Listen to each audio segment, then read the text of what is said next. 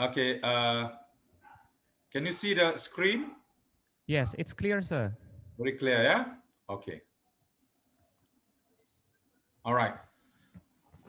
Uh, Once again, uh, welcome also apart from the rector, vice rector, deans, and staff of UIN Mataram. I'd like to also welcome all the participants from wherever you are. Uh, for your information, I've been traveling in Indonesia for the past 12 years. So I understand the educational and also the ELT situation in Indonesia. All right, I will try my best to share in the perspective of the theme. Yeah, all right. So this is what I'm going to share with you, and what is in store. These are the things that I'll be sharing. Some underlying theories and concepts, the new normal, challenges in terms of policies, pedagogies, resources, technology, continuous professional development, uh, practitioners, learners, and other related issues. And also, I'll share a suggested practical and contextualized, some suggested practical and contextualized solutions. You can stop me at any time, yeah, to ask whatever if you feel like asking. Pak Afif? Sure, sir. Okay. Is my voice clear enough? Very clear here, sir. Okay, good. Now, I want to share with you these 10 pertinent questions for us to reflect. All right? 10 pertinent questions for all of us as educationists and practitioners. These 10 questions are very pertinent. What does the new normal actually mean? Have we practiced the new normal before this? If yes, what, when, and also we are looking at how. What are your personal thoughts regarding the new normal from the perspective of concepts and practices? How would you embrace the new normal in your personal classroom practices? Is there a realism and idealism, or realistic versus idealistic in regards to the new normal? What does the new normal, oh sorry, who does the new normal belong to? How long will the new normal last? Are you, your students, your colleagues, and the communities ready for the new normal? Is your institution ready for the new normal? Or is your country ready for the new normal?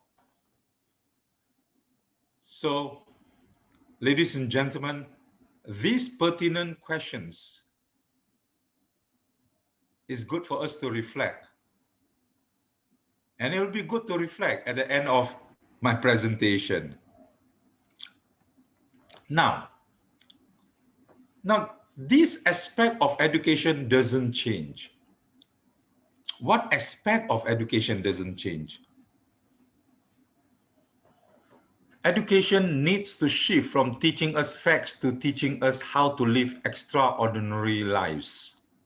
Now, this aspect of education doesn't change because we as practitioners are, in fact, shifting our mindset in education to ensure that our learners under our care and jurisdiction will one day live extraordinary lives. Okay? Now, we talk about IR 4.0 before the pandemic, before the new normal. And if we really look at the new, the industrial we are looking at IR 4.0, Industrial Revolution 4.0. If you look at it carefully, can you see the shift from the third to the fourth? You're looking at lots of electronics, IT, cyber physical systems. Now, this is before the new normal. There were already lots of indications that the shift has taken place before the new normal. And in Education 4.0, look at the 9 trends. Are these 9 trends very practical in the new normal? Yes. And these 9 trends were presented in Education 4.0 before the new normal. Now you look at, let me emphasize on anywhere, anytime. Now, anywhere, anytime is related to technology, right? Flexible delivery, whether it is synchronous or asynchronous, there is an element of technology there. And look at practical application, or look at student ownership. Now, the elements of ICT technology or digitalization of education has already been presented to us before the new normal.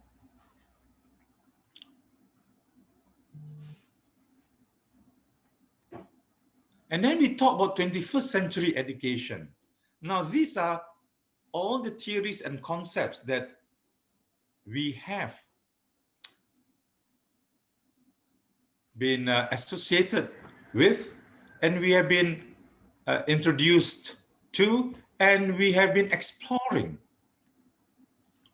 We talk about the 6 C's in education. Think critically, communicate clearly, work collaboratively, embrace culture, develop creativity, and utilize connectivity. Of course, the 6+1, because I added the +1, because whatever we do, we need to contextualize it. So I've added contextualization. So therefore, 6 C's is basically what Alvin Toffler has introduced. Well, I have humbly added contextualization. So therefore, it becomes 6 C's +1. Whatever we do in the 6 C's must be according to the context of where we are. And look at the word connectivity. Again, we are looking at technology, yeah? Now the conventions. Now everybody knows that this is the convention.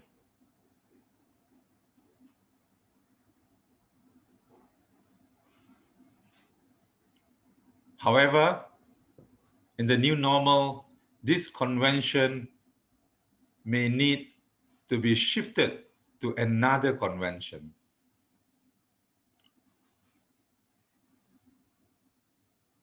and we move into the new normal. Sometimes questions are being asked. The new normal, yes. The challenges. Realism versus idealism. And what about individual stance and perspective of the new normal? Now, again, here we are reflecting as practitioners, yeah? And the new normal, a previously unfamiliar or atypical situation that has become standard, usual, or expected. And look at the keywords.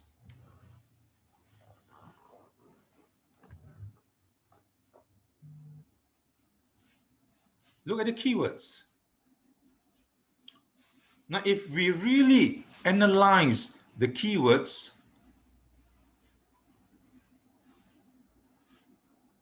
we can conclude that connectivity, ICT, technology is one of the main focuses. Okay?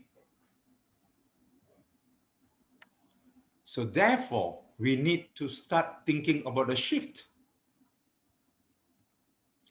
This is the shift. It's individualized, it's personalized. So all these aspects of the concept of the new normal, we really need to internalize before embarking on learning and teaching. And we have to understand the difference between online learning and remote learning. We need to understand the actual aspect of online learning, the actual aspect of remote learning.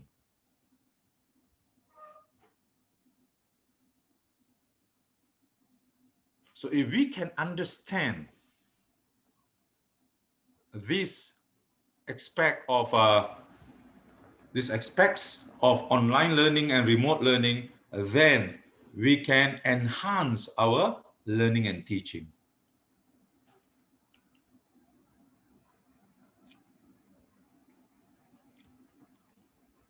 And next, we move to the challenges in the new normal. Now look at this. I think I'm not very sure whether this is something very familiar with some of you.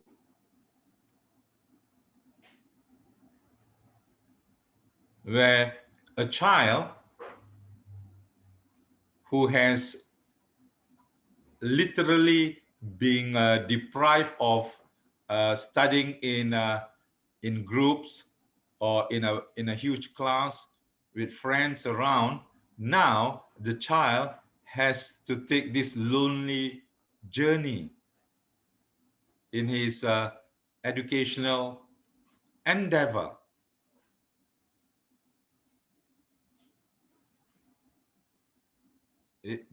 I mean, this is one of the challenges faced by learners.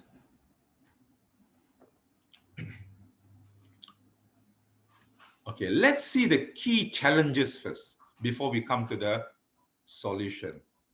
Okay, now if you really look at it, I always emphasize learning first, then teaching, because personally, I think learning is more important than teaching, and I'm sure many of you will agree with me. The first challenge is adaptability struggle, compatibility, encouraging collaboration, loneliness. Now, the first challenge, I think we have to adapt to the new situation where it's no more, face to face, where a teacher has access to all the learners in one go. Now we are behind this or in front of the screen, and we are looking at the screen, and it's a change.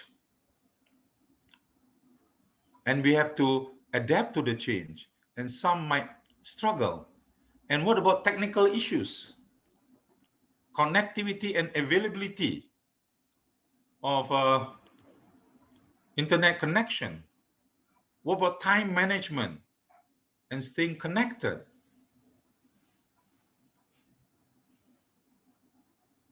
What about socio-economic factor or affordability? How many students or learners or families can afford?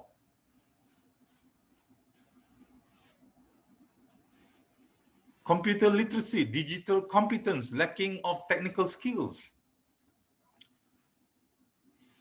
And we talk about self-motivation, accountability, passive students lacking in persistence. And then what about assessment and supervision?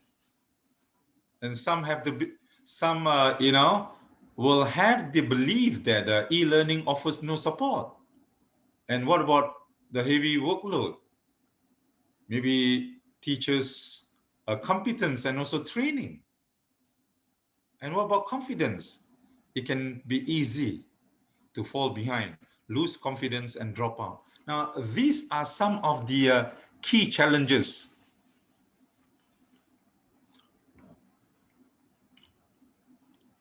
And based on the University of Technology, Sydney, they have some kind of, challenges with some solutions there, which are, looking at the challenges, online platform, secure online exams, platform, upskilling teachers, preparing student technical support, ensuring coherent quality-based shift to online delivery. Now, this is basically, looking at what I've shared earlier in this slide. And the mindset of teachers or practitioners, or looking at education as an assembly line. These are challenges. Is education an assembly line where at the end of the day the students are basically a merely product that we send into the real world? Or are we educating them rather than teaching them? The solutions. So one of the major solutions as practitioners, we need to have the shift. Though shifting from 20th to 21st century, we have tensions. However, it is truly crucial that we need to make the shift.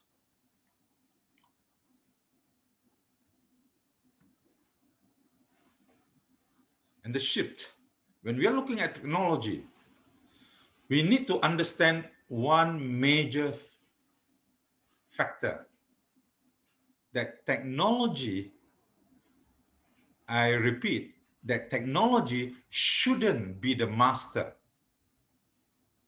Technology should be our servant.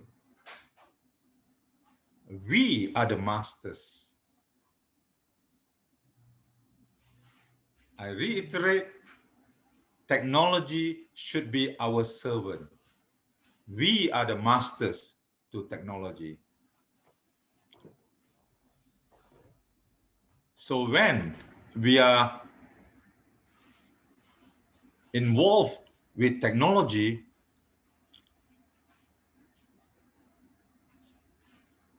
these aspects of technology as a tool should be our focus.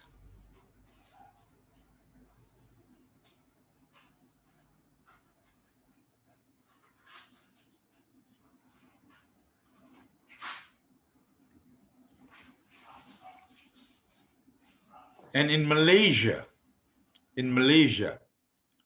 we have short-term measures as a solution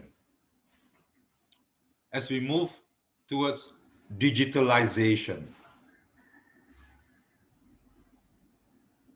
In teacher training, we empower teachers to manage online learning and teaching, hand-holding, and guidance from e-moderators. So we have e-moderators because we can't be expecting too many face-to-face workshops or seminars or trainings.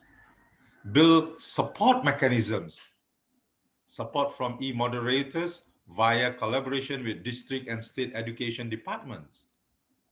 And also, another short-term measure is leveraging on user-friendly learning and teaching platforms like LMS, Google Classroom, Google Meet, Schoology, MS Teams, Zoom, or others. And again, just to share a slide from University of Technology, Sydney.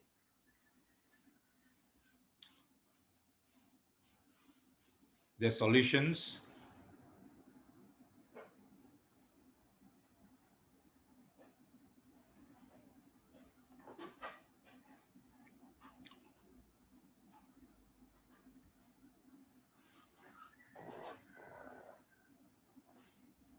And these 7 most powerful idea shifts in learning today.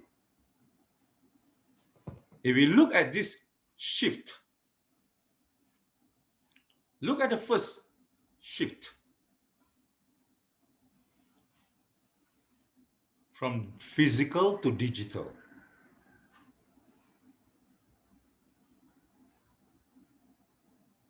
All right? Look at the shift from physical to digital, from standards to habits, from compliance to play, from schools to communities, from reaction to interaction, from isolation to connectivism, from privacy to transparency. Now, again, we are talking about shift. And here we have the 7 most powerful idea shifts in learning today. You see, it is again learning, it's not teaching.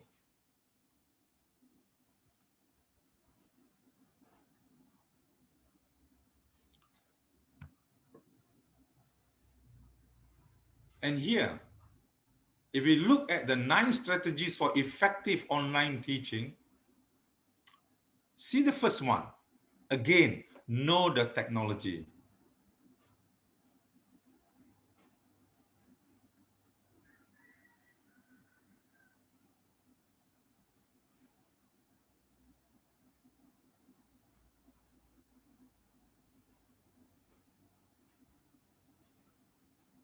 And we are looking at if it's hybrid learning and teaching,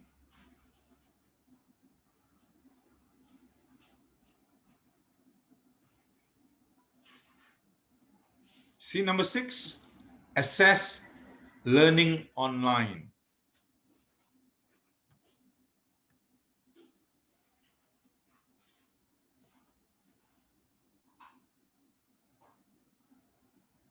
And tips for teachers.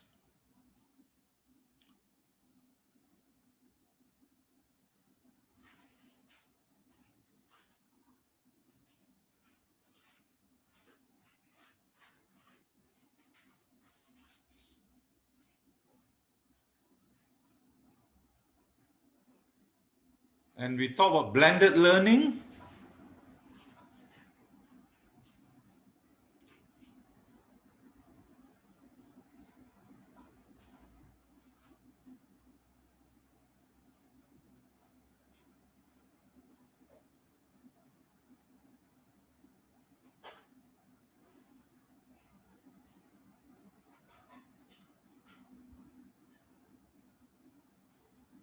And then we look at testing and evaluation.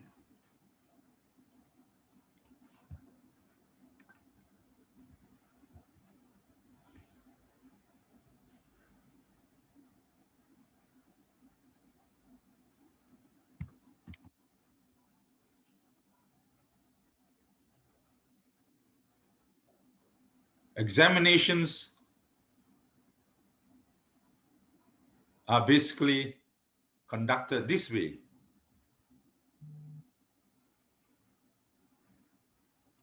What about the new normal in assessment and evaluation?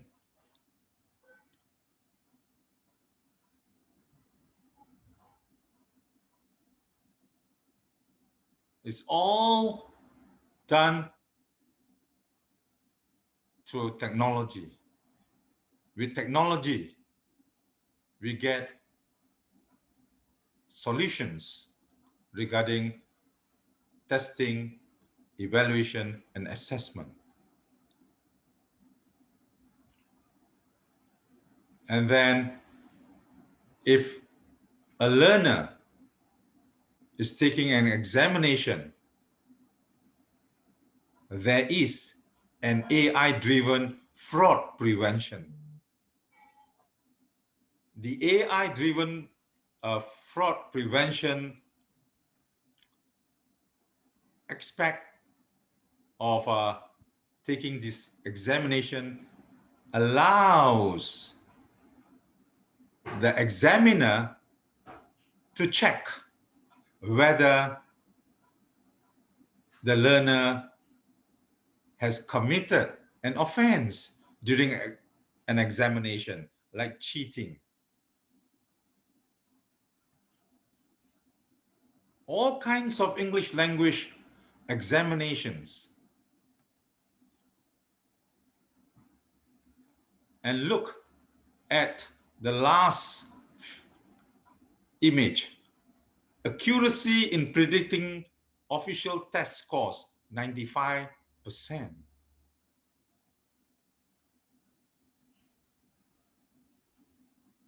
So this is using technology for standardized examinations or assessments.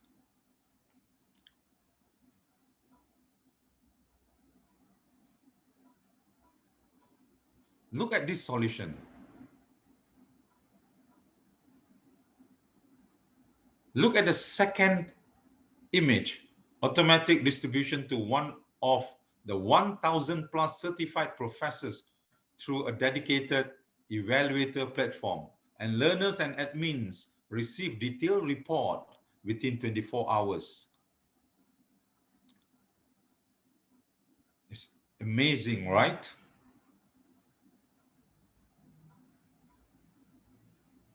And the AI, artificial intelligence-led fraud detection. Look at how fraud can be detected.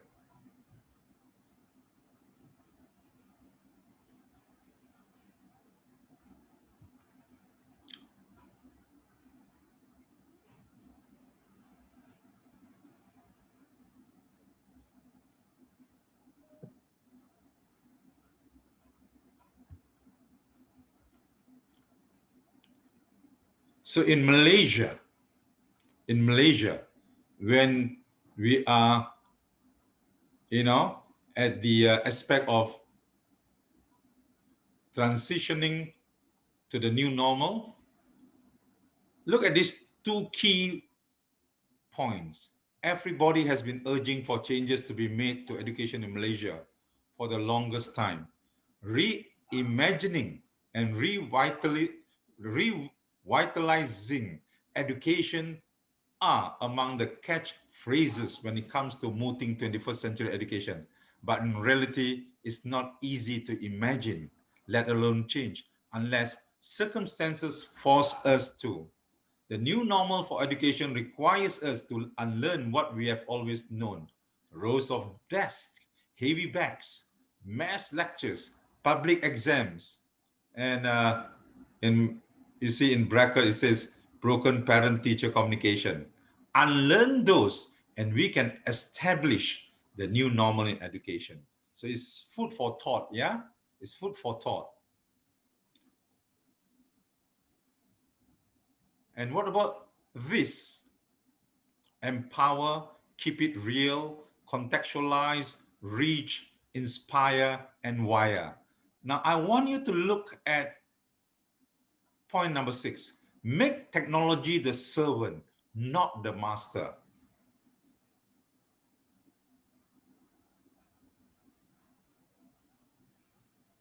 And look at number 3.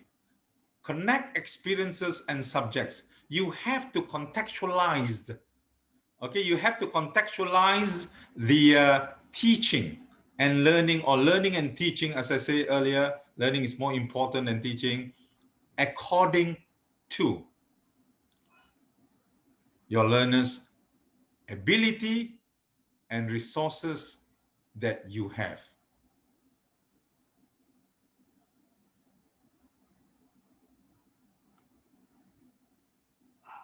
These are the 6. However, point number 6 and point number 3, these 2 points are rather crucial.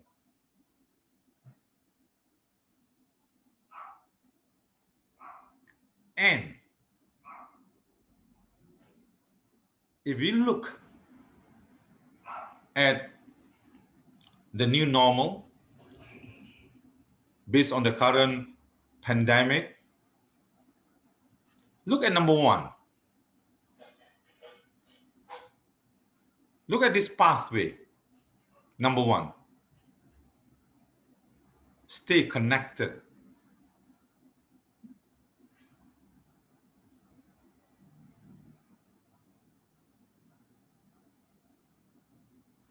So these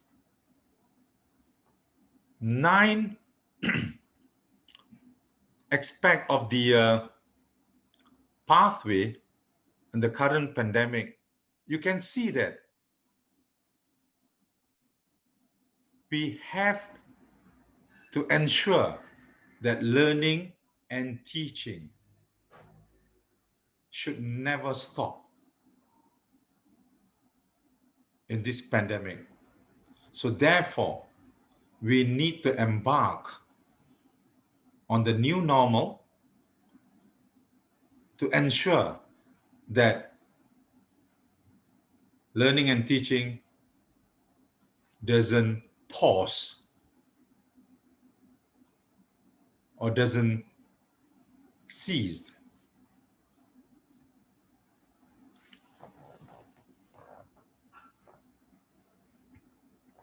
And again, I'm looking at a shift.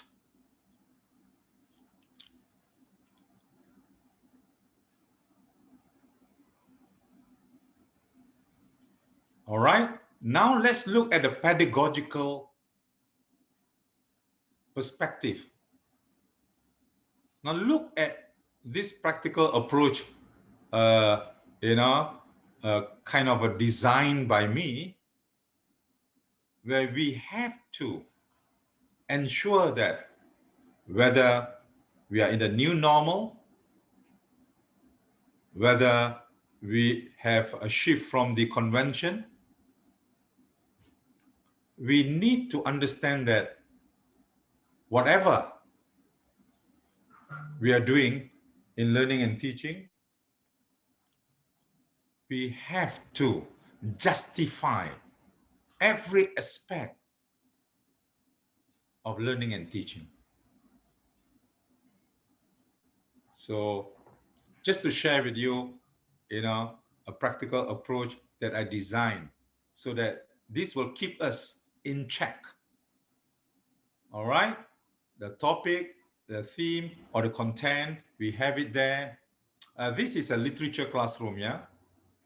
Teaching poetry, a poem. And then the instruction, the procedure, the activities. Look at the activities. Now, if you look at the activities, that there are elements of ICT. Technology. And then the underlying principles and the beliefs in our learning and teaching. And then the outcome and the remarks, because we need to understand that, we need to subscribe to certain aspects of learning and teaching.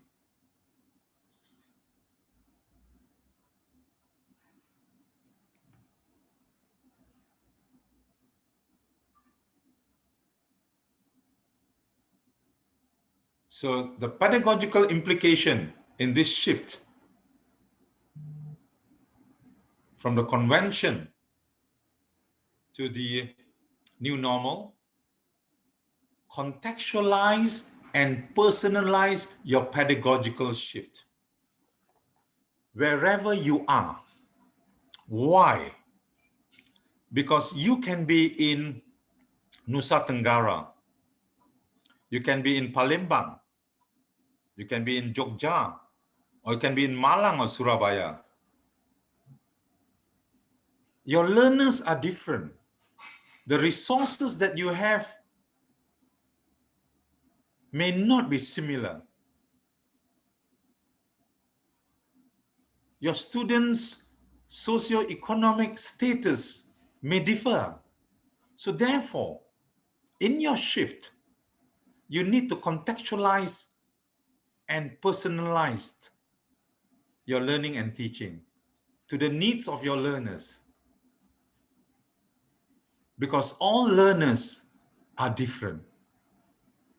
And pedagogically, one hat doesn't fit all. And I have came up with a suggested online teaching methodology. If you look at this, basically it's a acronym. Some of you say mnemonic.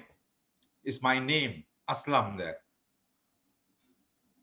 So activate, share, learn, apply, and move. So remember Aslam. And what does Aslam mean pedagogically? All right. This is what we need to look at. Activate. Now remember, we are all doing remote learning. Yeah? It's remote learning. Now it's not face-to-face. However, we must not kind of deviate from the norm of learning and teaching. So in Activate, you can see that you are doing it using all the available tools, all right, resources that you have to replace the set induction in face-to-face.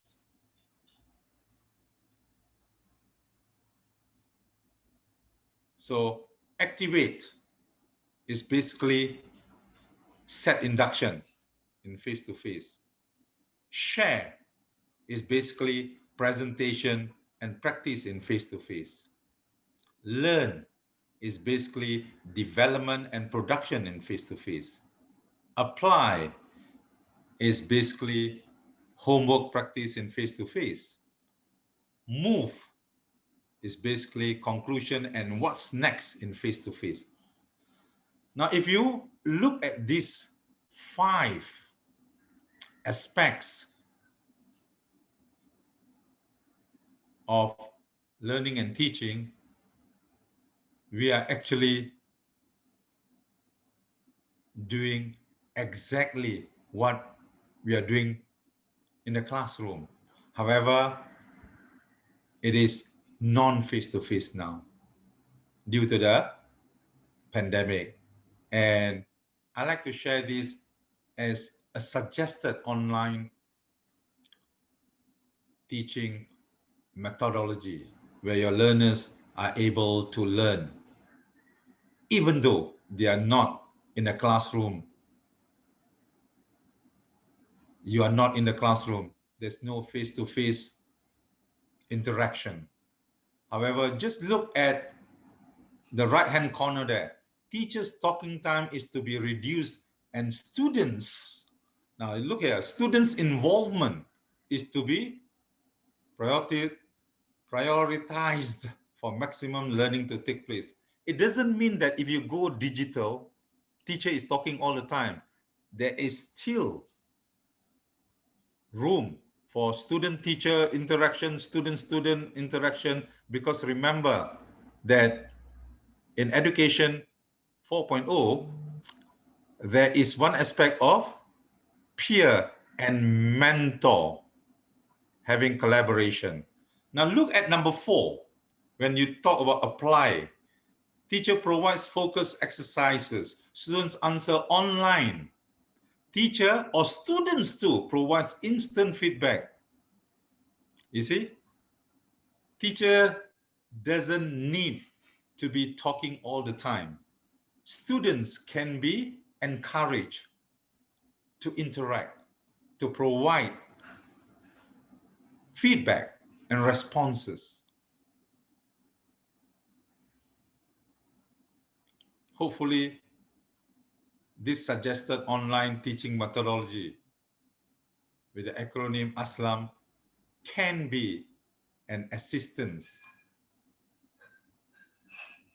to teachers who find it, practical to be used in the classroom. As a conclusion, Afif, how many minutes more, Afif? We still have about 15 minutes, sir. Okay, But for question and answer sessions. okay. Let me conclude. Yeah. Yes. Thank you. Now, one thing we need to understand, whether we go digitalized, we go into technology in the new normal, we have to take into consideration lots of factors. Yes, we are always talking about Bloom's taxonomy. Yes, we all of us agree. However, online learning, when we reflect on online learning, look at point number 1. Maslow before Bloom should be the new battle cry in education.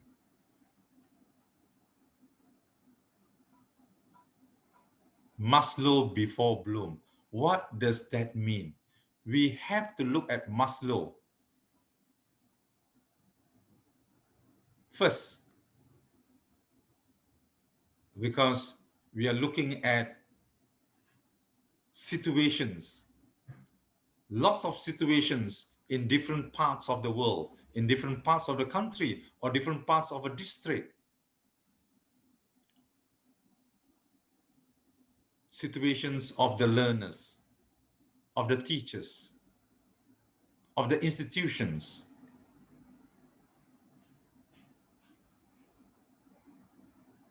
All right? There are 9 here. Look at the 9. A reflection for all of us. There are 9 here.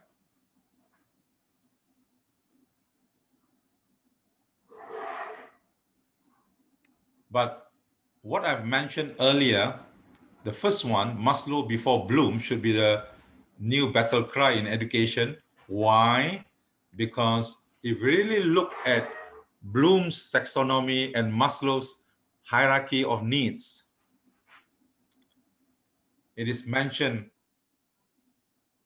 that Maslow before Bloom, because we know the current situation. So we have to really understand the current situation faced by learners, teachers, and all the other, the institutions and the organization. We need to really understand, internalize Maslow's hierarchy of needs. Of course, not forgetting Bloom's taxonomy.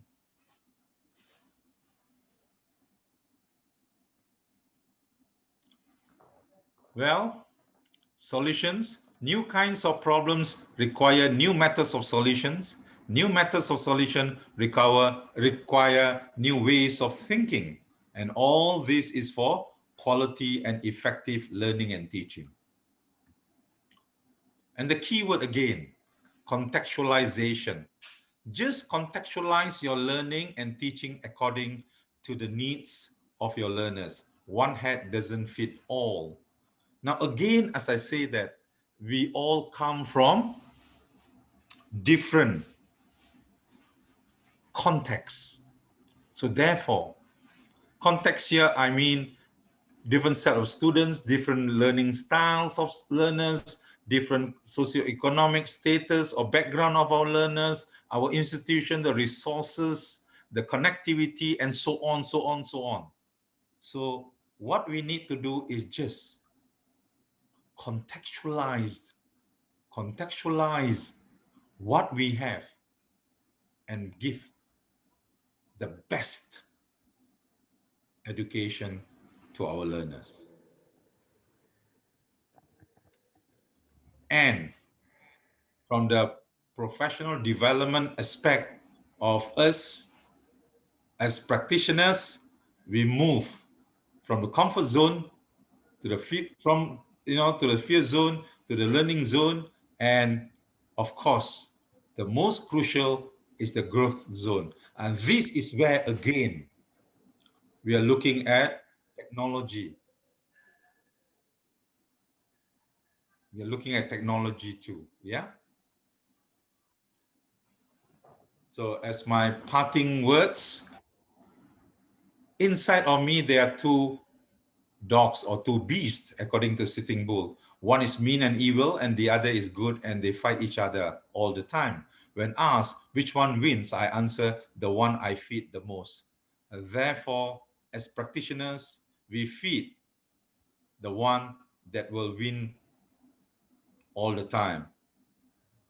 That is, we need to be in the growth zone. So from this new normal, there are opportunities. All right. My hope is that our new normal today exposes what was wrong with our old normal yesterday and set us up for a better normal tomorrow. And if you look at the 10 pertinent questions, I hope you can answer the 10 pertinent questions. But look at number 4, the opportunities that we have gained in the new normal. Through the new normal, or through this pandemic, we have research innovations, technological innovations, socio-economic interventions. So it gives us a platform full of opportunities to be practitioners and move on. So ladies and gentlemen, thank you very much. I've presented and shared regarding the theories, the concepts, the new normal, the solutions, and some practical solutions in terms of pedagogy. Okay, well, ladies and gentlemen, please give a round of applause for our great speaker. Okay, ladies and gentlemen, it was very insightful presentations from our speaker. So we learned a lot that the conditions makes us shift our way of educating the students and also the way of learning in usual conditions. Before we used to study inside the class, but now we have to mingle with the technology, means that we have to save our habit also. Ladies and gentlemen, it's time for us to share our ideas and also to raise questions to our great speaker here. Anyone would like to ask questions? Okay. Well, I found some questions here in a chat box. The question is coming from one of our students here, sir, from UINMA. Yeah.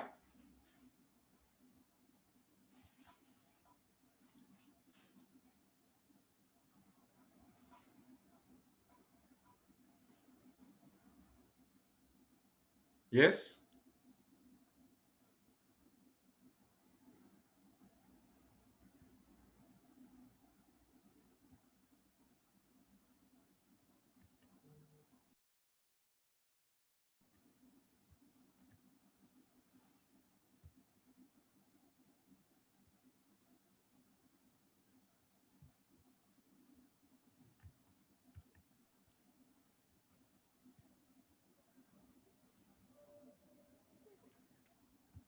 Hello, sir. Can you Can you? touch with us? Yeah, I'm with you. I cannot hear you. Yeah. Okay, thank you very much, sir.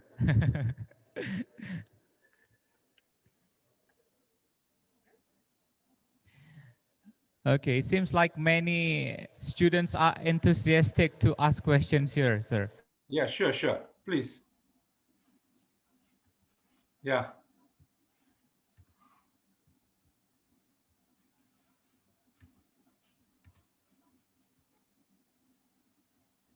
Emergence of artificial intelligence here, that if human have done to the earth, they can certainly, okay.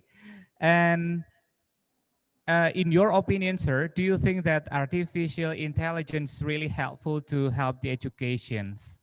Okay, so there are two questions I have um, First read question, from.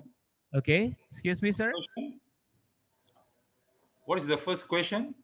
Okay, so the first question is, what is your idea about students who do not have really enough internet access? So how can the education still running well, while in the situation students and teacher maybe cannot come to the same class? Yes. Now, this is, if you really look at Aslam, my, my suggested online methodology, if you really look at it, yes, there are two things there.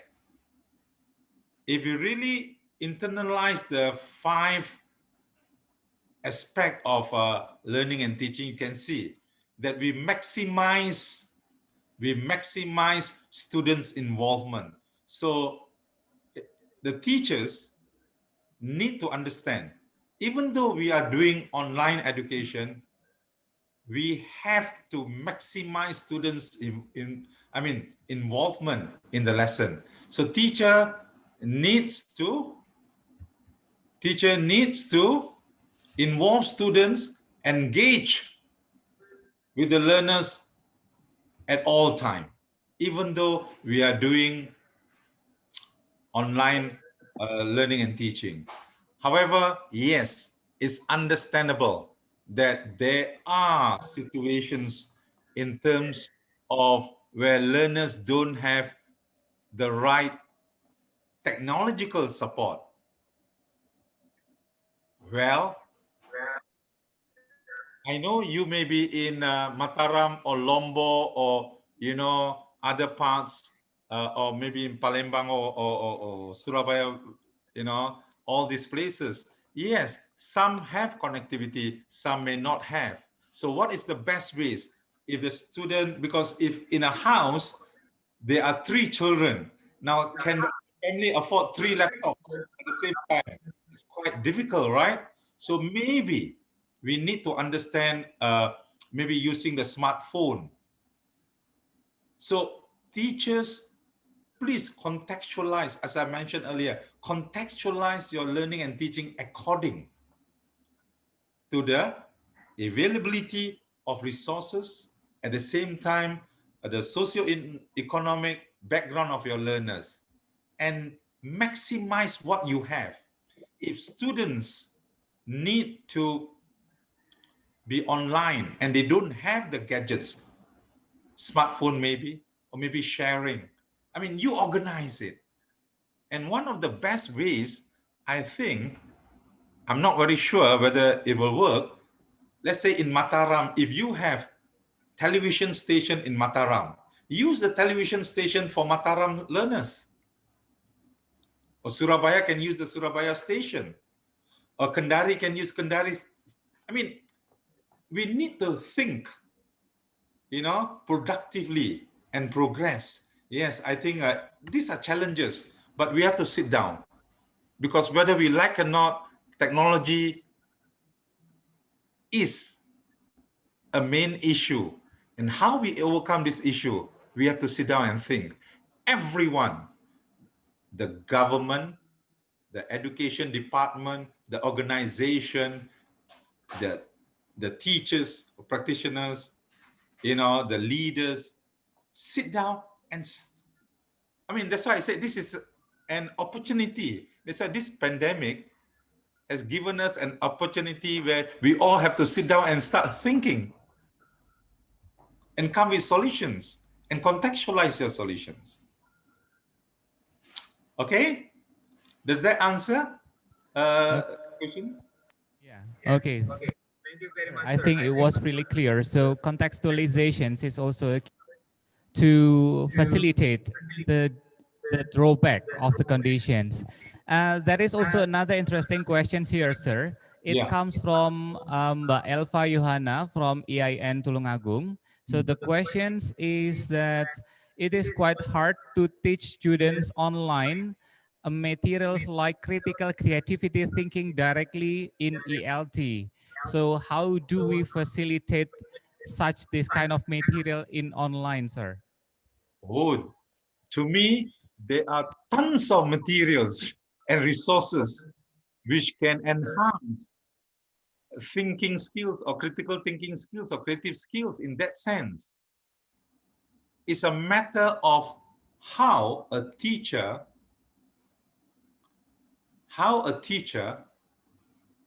creates how a teacher creates meaningful activities. So as a teacher, we all know, we all know what is critical thinking skill, what is creative thinking. And we put these elements. Now remember my practical approach. On the last column, we talk about resources, remarks and comments. This is where, if we want to emphasize or enhance our learners' thinking skills, we have to embark on a journey, on an endeavor to create meaningful activities which will have elements of creative and thinking skills. So it is in our hands.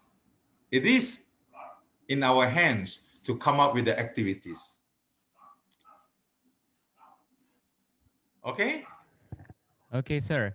The last two questions here. Yeah. So one of a practitioner here is a teacher from schools.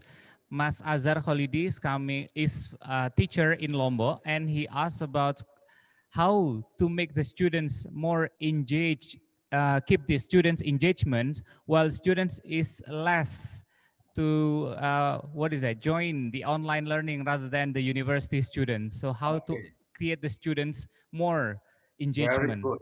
in school? This is where, remember in my presentation, I mentioned that online learning and teaching is not easy.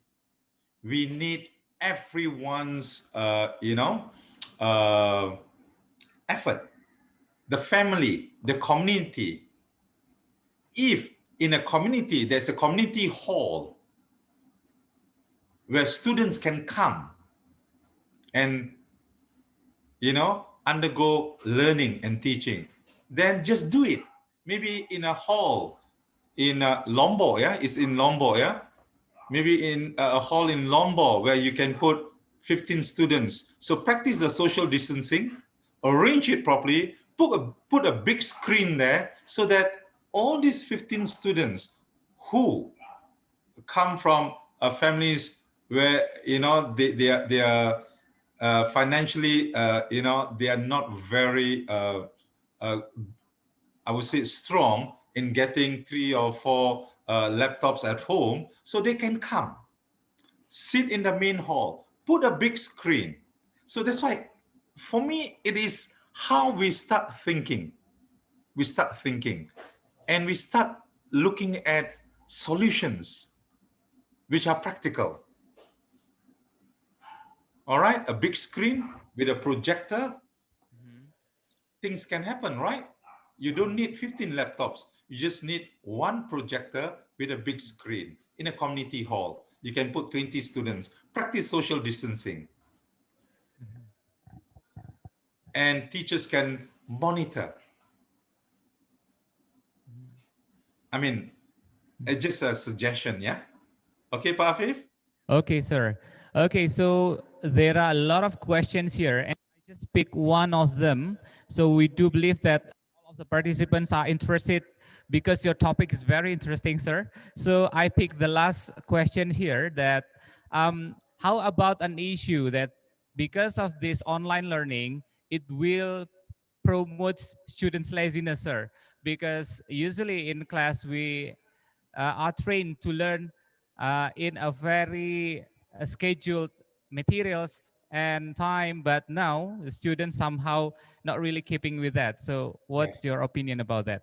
Remember one of my slides showed a grandmother with a cane, and the child is in front of the laptop. Okay, there's a very familiar one. I think that's quite global. That's quite global. That most families are facing this situation. Students having I mean laziness or frustrations and all kinds of these negative aspects are coming into the learners. Yes, however, we have to understand again, the teacher is the master, technology is the servant. So therefore, teachers, wear our thinking caps. How do we make a class, even though it's online, fun, exciting? How?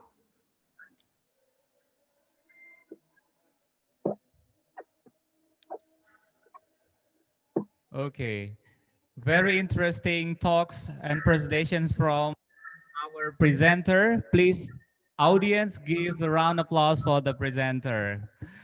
Okay, we do really congratulate the presenters and also participants because we had a lot of informations and also mindset shift on the implementations of educations in new normal here and also embedding with the 21st century education trend.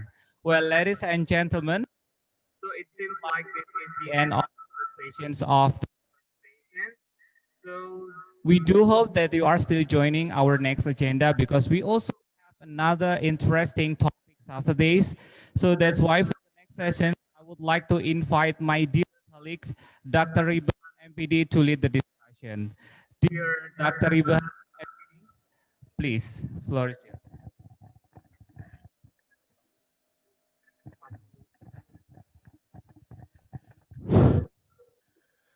Bismillahirrahmanirrahim. Assalamualaikum warahmatullahi wabarakatuh.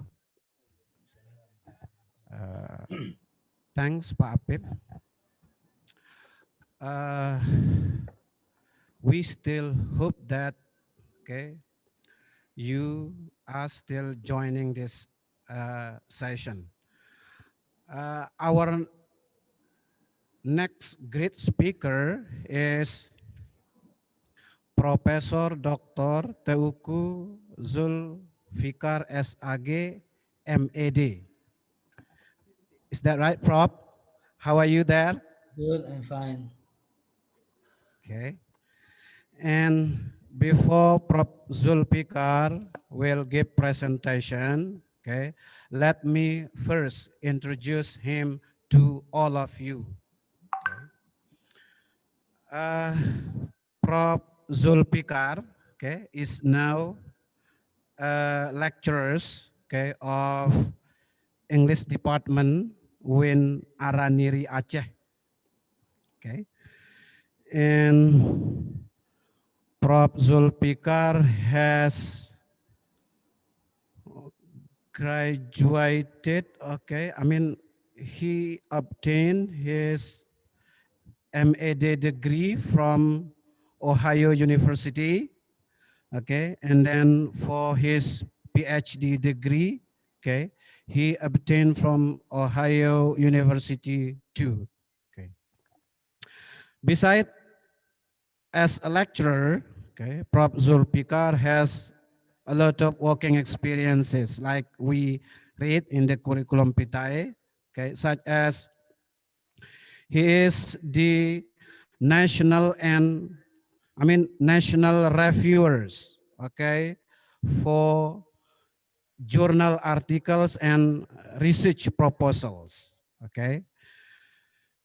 Beside that, okay, Professor Zulfikar also is a national reviewer and interviewers, okay, which review PhD candidates.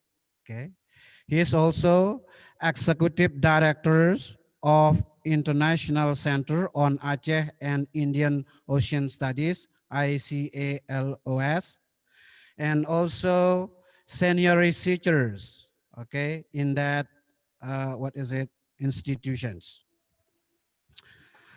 Well, uh, Professor Zulfikar, okay, has so many publications, okay, publications especially related to English language teachings, okay, and he is also, okay, as guest lecturers, okay, in some occasions he's also as a guest of lectures. I think that all present introductions for Professor Dr. Zulfikar, and without further ado, okay, we will give chance, okay, to Pak Professor Zulfikar to present, to make his presentations. I think time is yours, Prof. Okay, Assalamualaikum warahmatullahi wabarakatuh. Alhamdulillah. Thank you, Bapak Moderator. Yeah, it's very good introductions. Yeah, very, what we call this, yeah, detailed introductions. Thank you very much.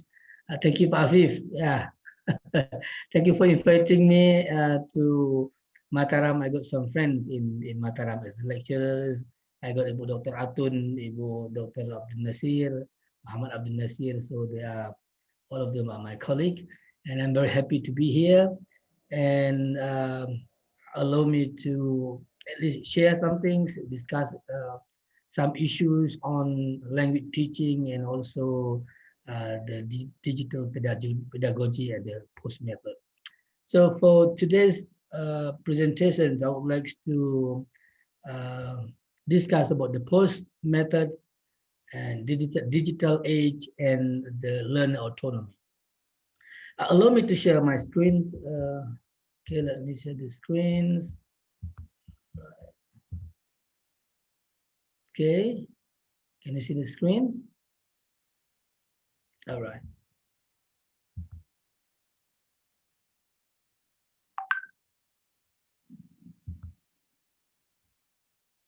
Okay. All right. This is the title, the post methods, digital age and learn autonomy.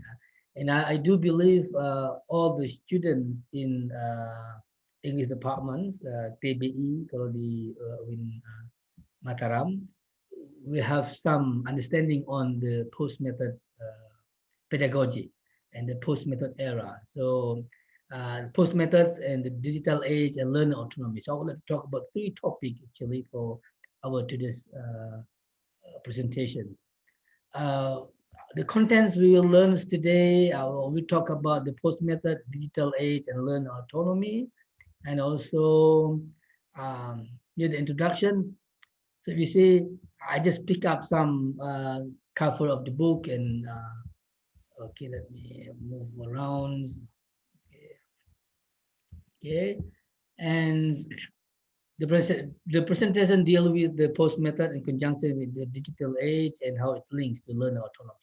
So I would like to see the post methods and the online learning, because sometimes it's very difficult to make sure during the pandemic, the online courses that we can really make sure that our students become autonomous.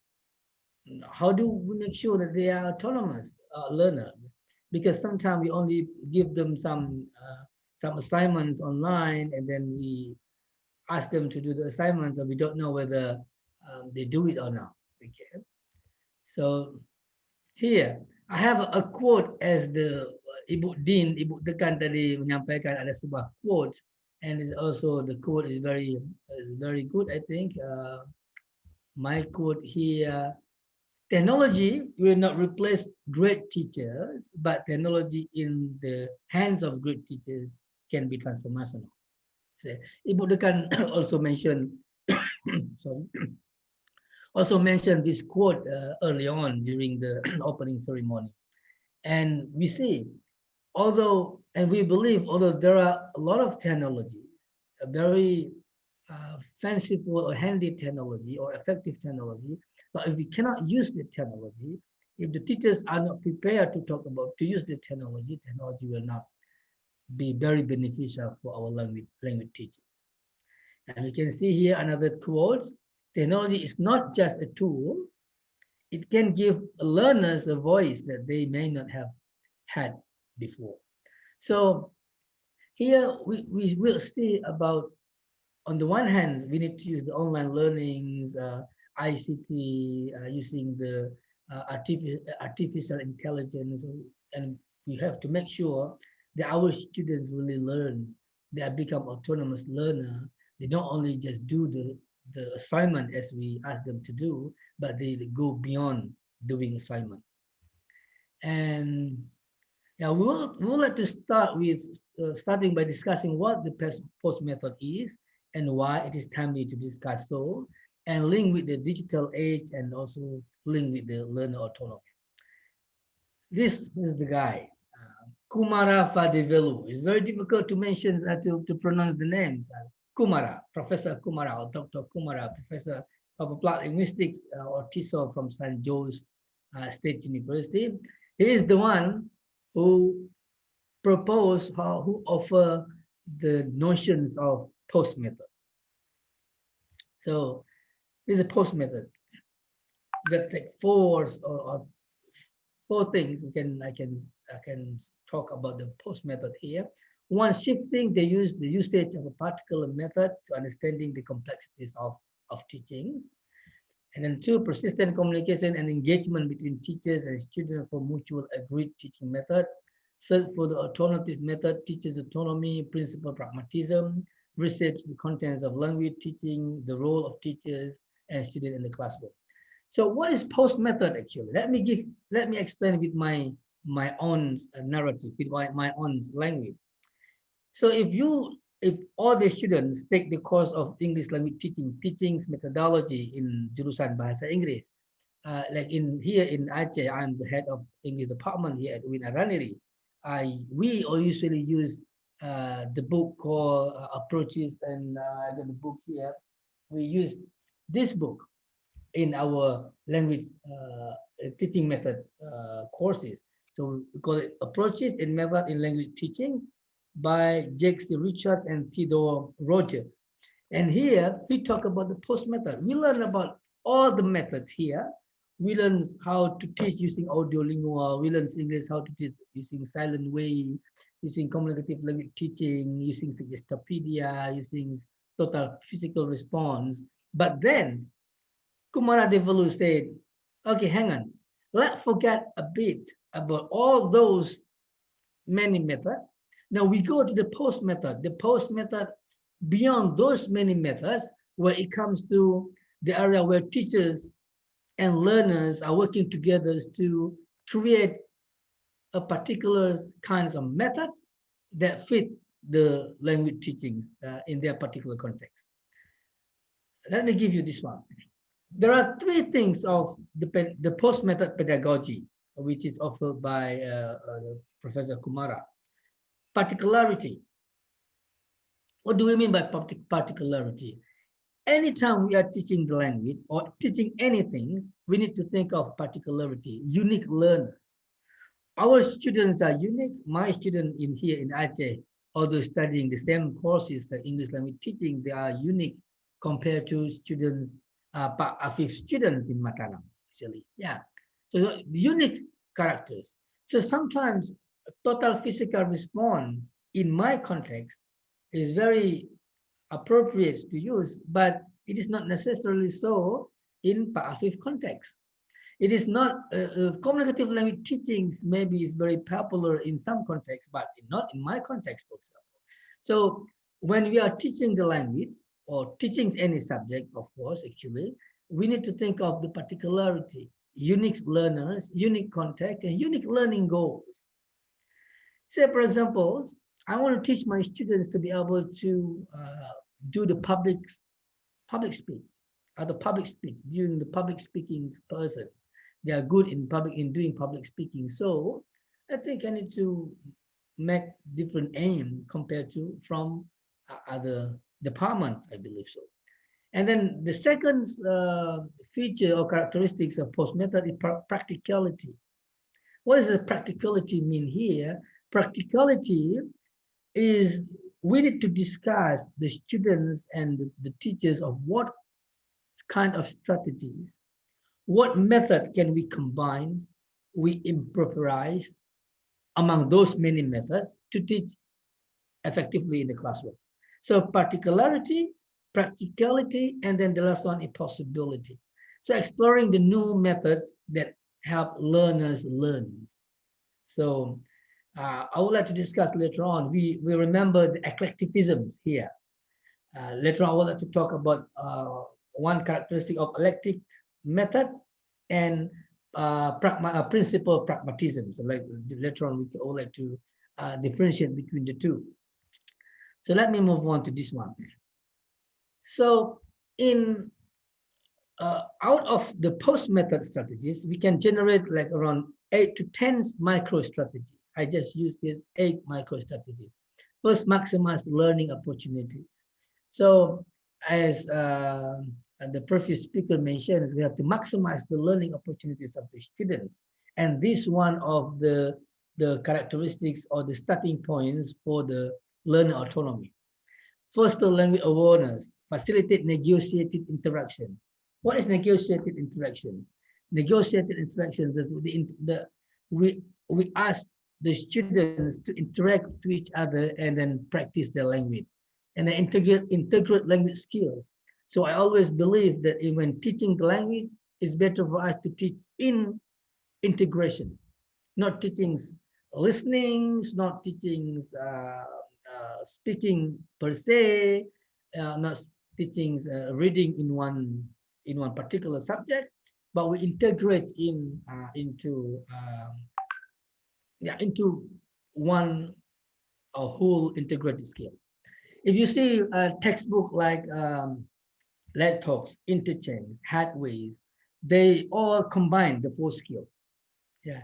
So that's why in our KKNE curriculum of our department here, we already we already offer the student to take, we give the course name, not speaking anymore, but language skills, teaching language skills. So it's integrated into 4 skills.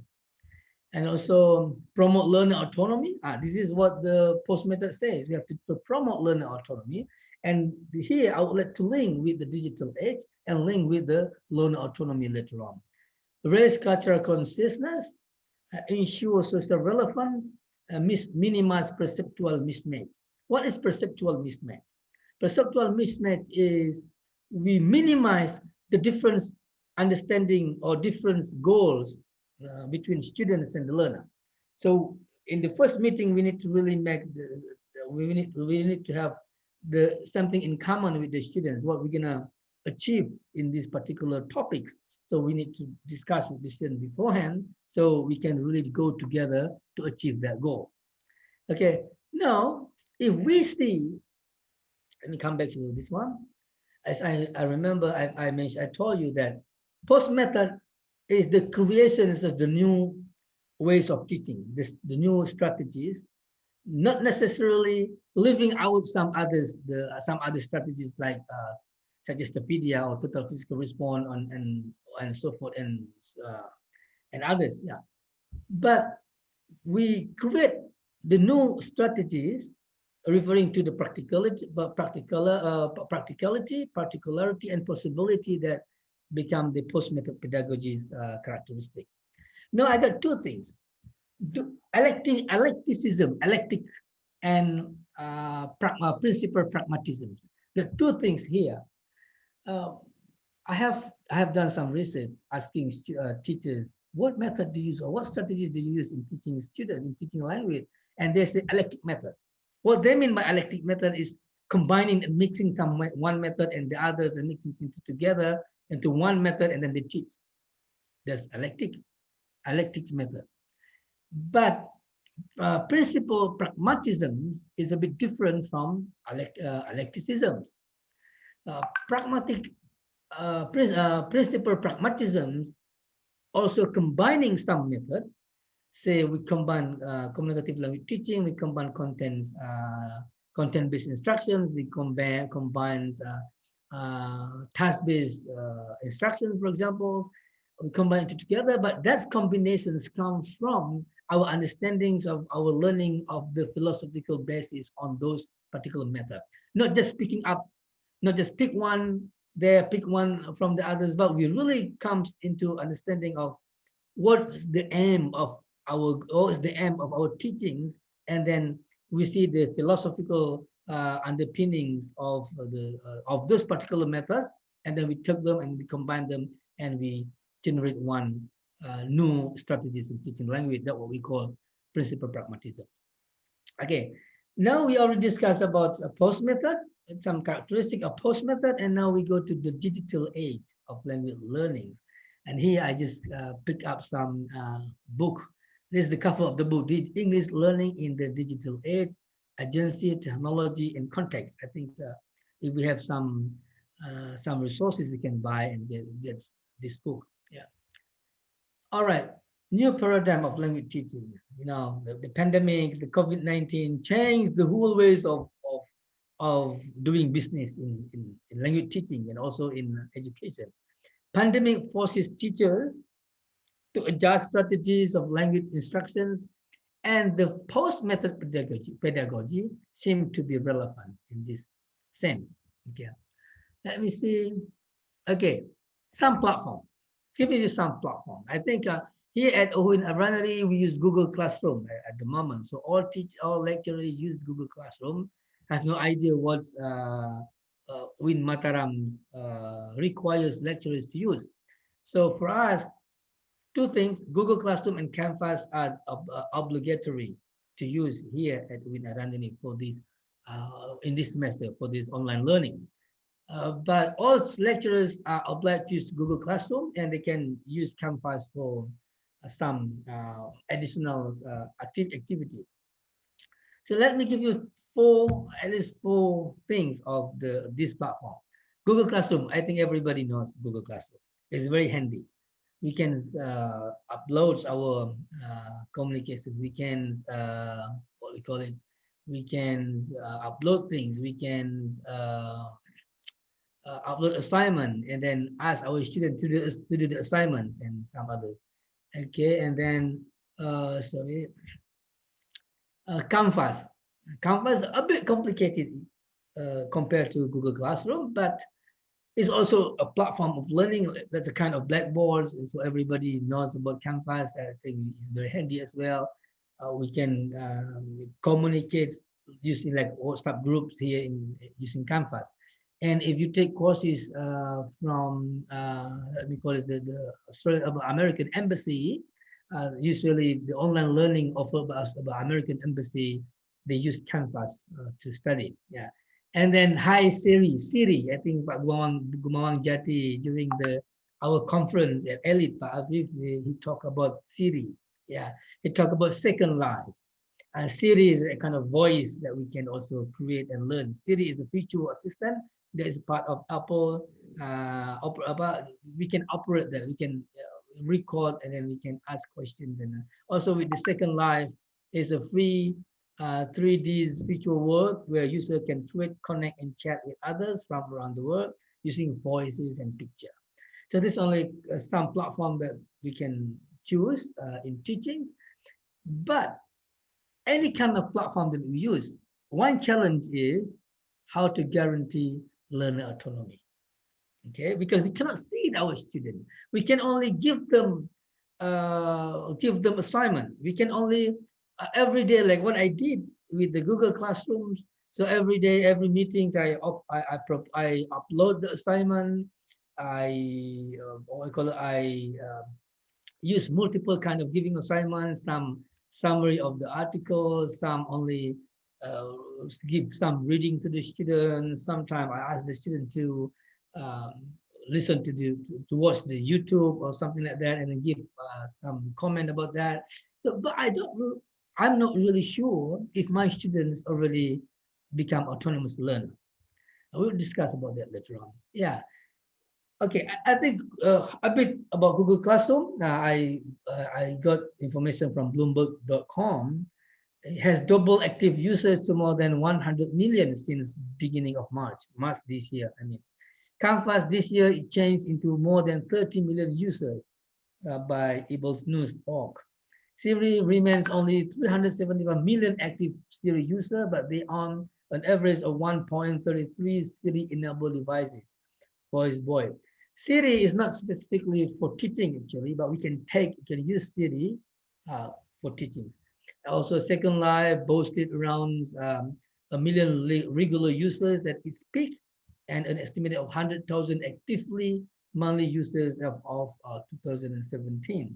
So you can browse, you can explore through online through Google to see all of those into more details. And yeah, I did some research on Google Classroom, the effectiveness of Google Classrooms by Sadiq Islam in 2018. He found that Google Classroom is a handy to use and students are more motivated to engage in language learning without anxiety. Right. I use Google Classroom. When we post the assignment to the students, they are without anxiety. They on their own, they can, what we call it, they can answer uh, to our comments and they can do their own work and then they share it with they uploaded about what we call the answer to through Google Classroom, and also by Izwan Nizal and some other. A majority of the students satisfied with the Google Classroom tool that were introduced in the class where all ratios are above average. So all the students believe that all the students in this particular research believe that Google Classroom is useful for them in learning. And also by Sampa Iftakhar 2016, Google Classroom helps teachers collaborate and interact with students virtually, but effectively. Learning features are helpful students to share something in common in which they see Classroom is easy to use and more effective and efficient. This is 2016, it has been away. I mean, it has been a long time research, not even during the pandemic. So people have used Google Classroom for a long time actually, but it's become more popular during the pandemic. And then some research on Canvas. Also, they say that Canvas is important, but sometimes data is not very preserved. And then also Canvas by in 2020, Canvas has been used by lecturers from multidiscipline areas, and people can use Canvas. I don't know, later on maybe students or lecturers can raise question or comment about using Canvas. And also by David Shannon's, it says system quality, perceived self-efficacy, and facilitation condition were significant predictors of faculty attitude toward this Canvas. So some students and teachers and lecturers are satisfied with Canvas use in language teaching based on the research that I reviewed.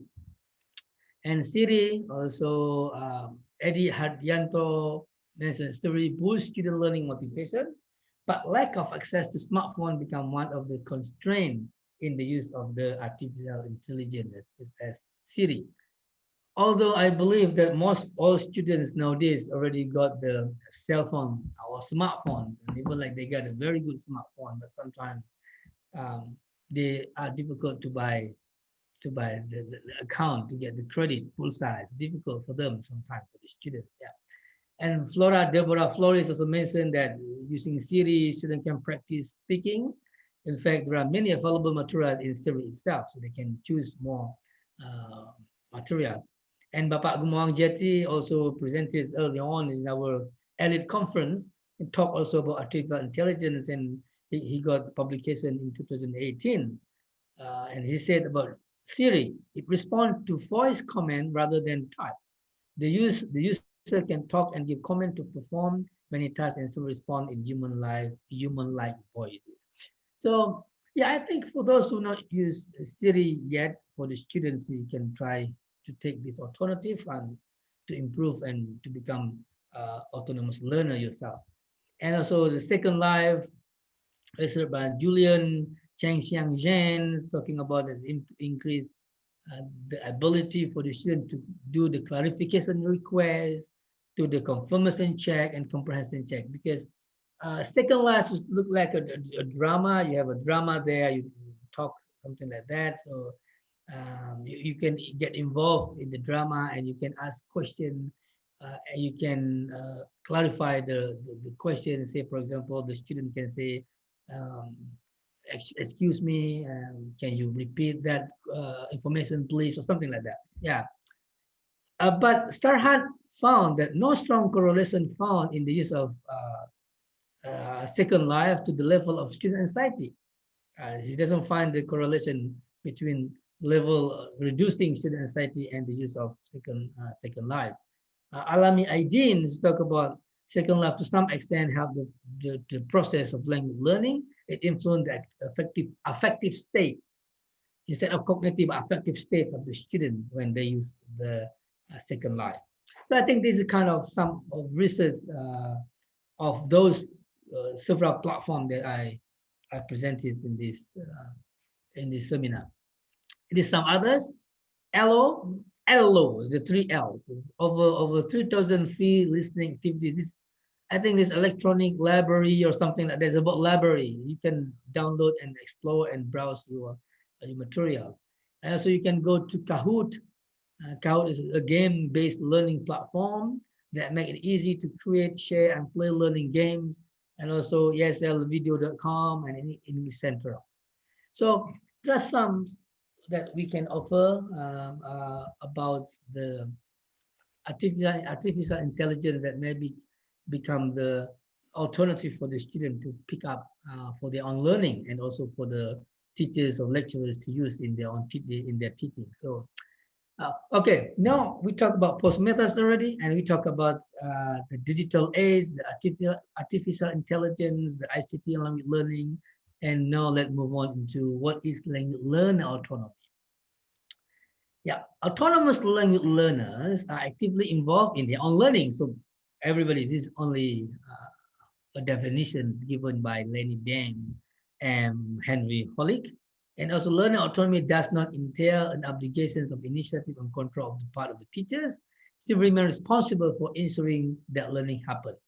So what I want to mention here, yes, it is true. The autonomous learning autonomy is a state where the students are willing and capable of managing their own learning.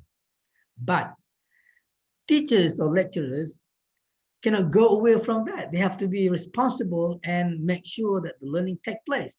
This is the role of teachers. So it doesn't mean that when we create or we improve or we encourage the learner autonomy or autonomous learner, then we lecturers or teachers, we just forget our obligations and then leave it away for the student to do their own work, their own work. This is not what we believe learner autonomy is. And then here, some learner autonomy, some things that students, what we can use for the students, gaming, mock, massive online, open online courses, and then computer mediated communications, Google Education, augmented reality, and core. And these are the ICT, the online learning or artificial intelligence that I believe can create or improve the learner autonomy. And let's see, yeah. Then, what's teacher role then during the online autonomy, during the online learning, during this pandemic? Is it okay only to give the students assignment, upload the assignment in Google Classroom or Canvas and ask them to do their own work? Is that what we do as the lecturers? Jeremy Jones in 2001 said, teachers provide wide varieties of references for students to consult. What do I mean by this one? Say, for example, when we ask the student to do their own work independently, we need to be able to give the student a lot of references that the student can look and refer to the reference. Say, for example, when we ask the student to create a sentence on complex sentence or compound complex sentence. So we have to make sure that we prepare the students with enough references on how to create complex sentence or compound complex sentence. That's what I mean, giving students wide varieties of references. And also, Nai Dong Yang, teachers should provide explicit and clear instruction for assignment. So say, for example, in Google Classroom, we really need to be detailed in giving students the instruction. So the students can really digest by their own the information or the direction that we give to them. So they are able to work independently and then do the assignment. If we give them a very explicit and clear instruction beforehand. And Simons and also Simon Borg and Saleh Busaidi 2012 believe that engaging students in learning scenarios is also very important. What do I mean by this one? Say, for example, I use the Google Classroom, but at the same time, I also use the WhatsApp with the student. I have the WhatsApp group with the student. Before I post or upload my assignment and directions to Google Classroom, I communicate with the students the scenarios of the class, the scenarios of what they should do during these 2 hours meetings during online. While I'm here online and they are there in their own places using computers as well. So what should they do? So that's why I create scenarios. I talk about scenarios with them, the step and the strategies that we are doing in this particular meeting, so they shouldn't get to know more about what they should do during the learning. And I think I have some quotes. This is almost to the end of my presentation. The quote is, if we are truly effective teachers, then we are creating autonomous, independent, self-directed learners. How do we become effective teachers? One of the ways I already give you beforehand in the previous slides, giving students good instruction, giving students enough referencing and some other steps that maybe you can add yourself. And the futures really does belong to the autonomous learner. And then one, listen to the desires of your children, encourage them, and then give them the autonomy to make their own decisions. So autonomous learners is the goals of all the educational institutions, I believe, but we need to really give our hands, give our help, and do the things, and take accountable as the teachers to make sure that our students really become autonomous learners during the pandemic and online learnings. And here just something like mission learnings, and I don't need to go into detail of this one. I think I stop there of my presentations. We can talk more on the post methods, digital age, and also learner autonomy. So there are three interconnected topics that we discussed today. And I return to Bapak Moderator, please. I stop here and I stop my screen share. Thank you very much. Well, thank you, Prof.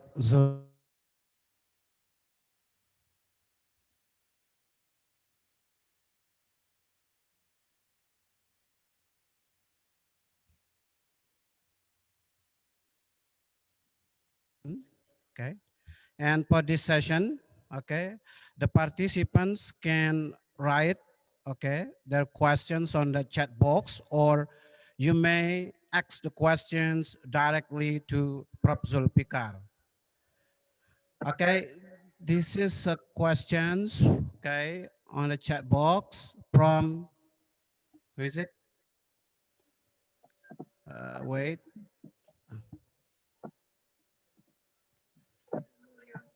Okay, the question is from Mulyani. Okay, the question is, I really appreciate the new approaches of methods coming out in this digital age. Post method is such as amazing and meaningful method in this digital age and pandemic situation where it is three characteristic as you mentioned before. The question is, should we just leave the old method like Suggestopedia, direct method, etc., in the English virtual instructions? Okay, this is the questions, Prof. Okay. Thank you, Bapak. Ibu Mulyani, I think asked the questions. I think, yeah, Okay. asked questions about that. And yeah, do we need to leave those old method, not old method, those established methods away or not? Earlier on, I mentioned that using the the post method doesn't mean that we leave all others methods. Other methods become the starting point for us to create new strategies or new teaching strategies when we refer to by referring to particularity and the practicality and possibility.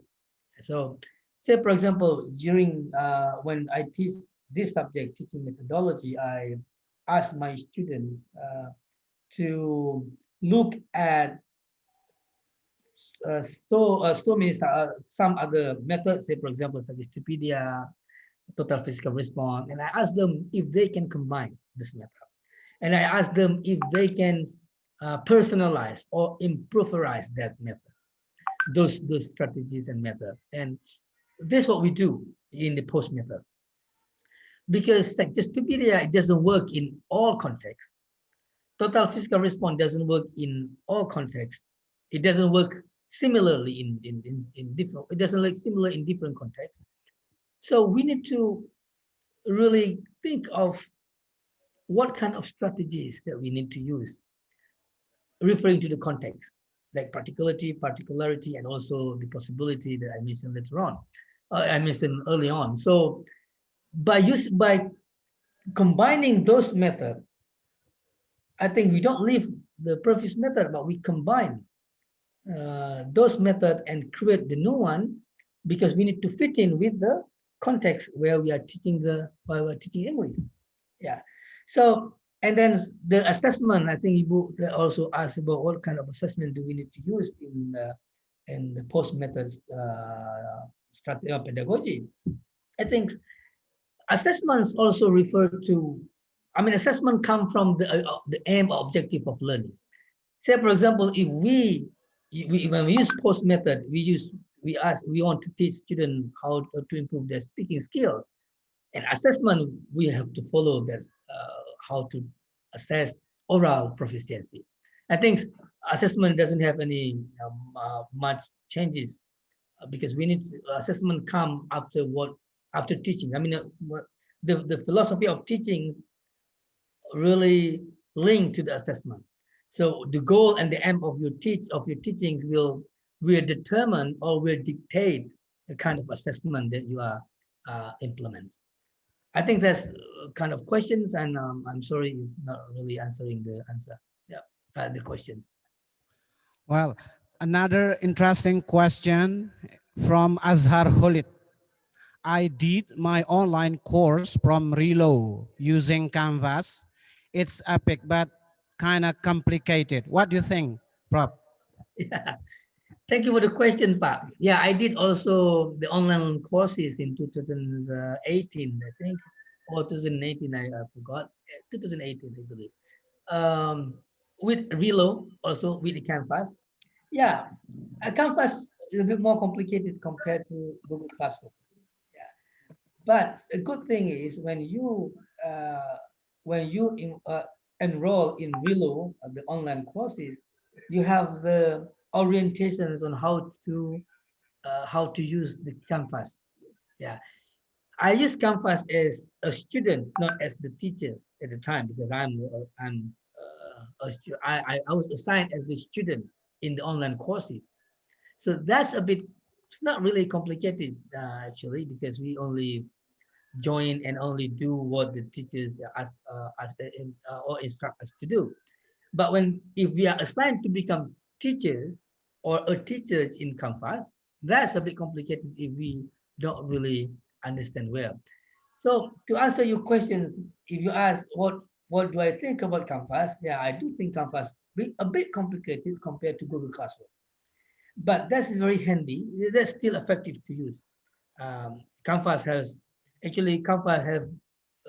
rich features, richer features compared to than Google Classroom actually. But yeah, we need to learn more how to use those platforms. I think that's the answer, Pak. Okay, one question from Taiwan, Prof. Okay. Okay, how do we make teachers understand the importance and apply the method pedagogy in this digital learning during COVID-19, considering this method provides promising impact on the betterment of online English learning and teaching? Thank you.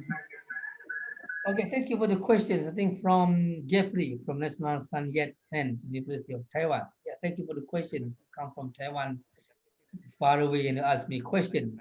I appreciate that. Yeah, but how to convince teachers to use the post method. But actually, I do believe most teachers already use multiple methods in their teaching. They just don't know if there is post method. They just don't know if there's already eclecticism or principal pragmatism. You know why? Because I don't think in our teaching, especially in my more than 20 years experience of teaching English, I use one particular strategies or methods in my teaching. Say I am really strict on Sagistapedia. I have never done that actually. Yeah, I only stick to total physical response. Never did I do that actually. So it's we have gone into post methods pedagogy actually without knowing if what we do is already post method.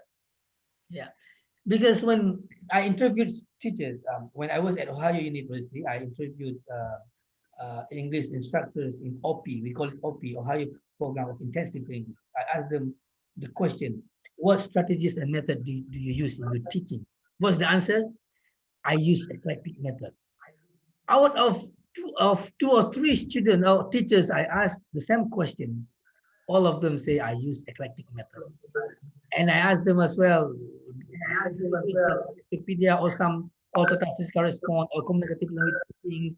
They said not necessarily sticking on one particular strategist or method, but we use them in combination. We integrate them. We take some part of this method, we bring it here and take some part from other method. We bring it to one integration.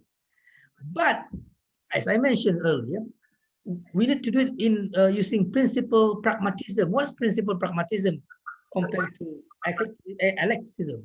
Eclecticism is picking up all any methods and then combine it together, as I mentioned earlier.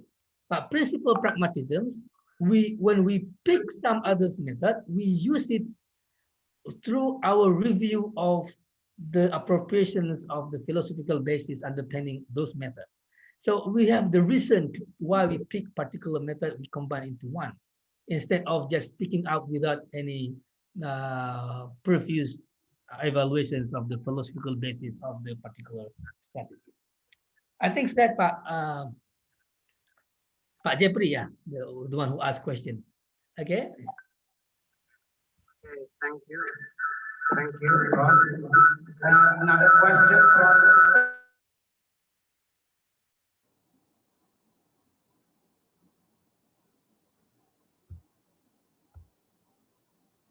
The question is, thanks for the interesting materials. You have explained us about some emerging factors from using technology, especially in this pandemic era.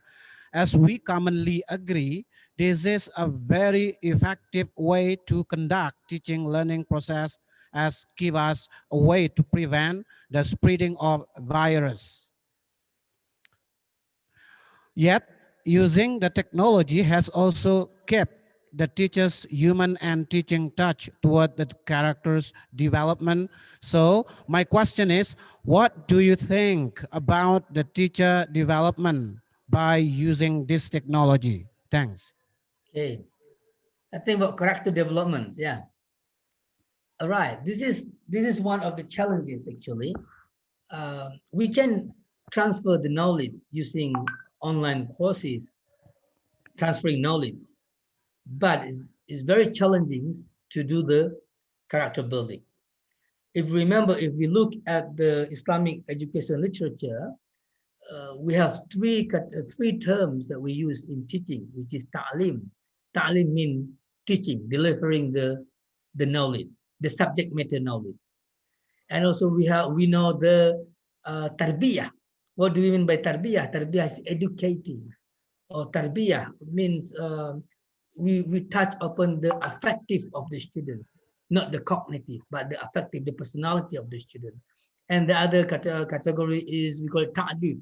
Ta'dib is psychomotors. We improve the behavior of the student.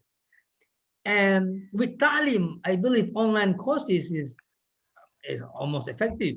Online courses because we can transfer, we can give the students material and so on and so forth.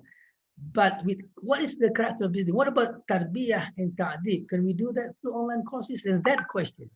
Yeah, and that's challenging. But we can have a way to do it. We have to do blended learning. What do I call by blended? Here at UIN, for example, we are obliged to use Google Classroom. The Google Classroom can be synchronized, but can also be the asynchronous. What do I mean by synchronized? Synchronous means it's alive. We can communicate like this. This is what we call synchronized. Asynchronous is something that I only post this material and the student can do and can work on their own on the assignment on their own times. That's what we call asynchronous. So here at UIN, we oblige the lecturers to use Google Classroom, but we ask them to do the synchronized 2 or 3 meetings. All right. So we have the Google Meeting. So using Google Meeting, we collect all the students like this, and then we can discuss, we can talk about, we can touch upon the character building. We can see each other also, although it's online. And we believe, I mean, that's one of our efforts in order to build the characters of the students, because no way to do the other thing, because we cannot ask them to come to the classroom. But asynchronous all the times without meeting like this is not very beneficial as well. So we need to have human touch, I believe. So technology is something, but technology is not everything in language teaching. We need to have the human touch. Technology doesn't have human sense, so we need to have synchronized.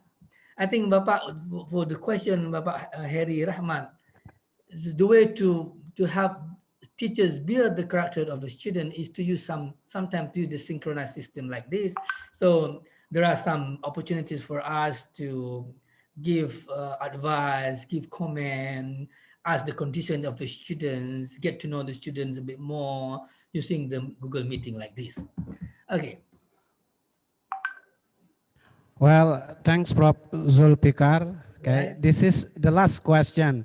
And we actually have a lot of questions on the chat box, but because of limitation of time, okay, so we will invite Professor Aslam, okay. We will give him 5 minutes, okay. Yeah, because she has problems with the internet, so she needs time, okay, to talk in 5 minutes. Okay. Okay, let's have a photo session first with Pak Prof. Okay. Zulfikar. It's good. It's Okay. good. Yeah.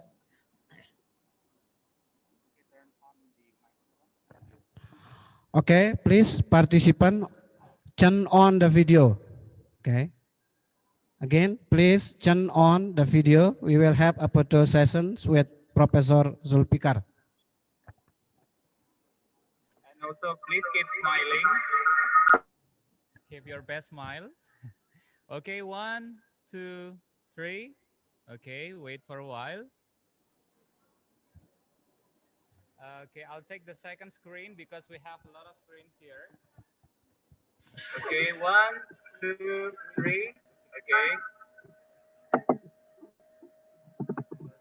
perfect. 1, 2, 3. Okay, it will take some time, yeah. Okay, great. So I'll take only the screen that many of you are turning on your video. Great, perfect. Here, 1, 2, 3. Okay, so thank you very much, Prof. Zulfikar. Thank you. Happy audiences. Thank you very much. Okay, well, okay. Again, thank you very much, Prof. Zulfikar. Okay. Thanks for sharing with us. Okay, this morning.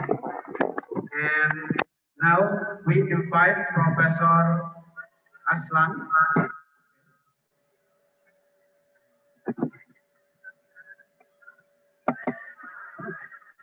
Okay, Prof, Prof. okay, Pak Dok, okay, Pak Aslam. Unmute, sir. Unmute. Pak Aslam, masih. Okay, please unmute.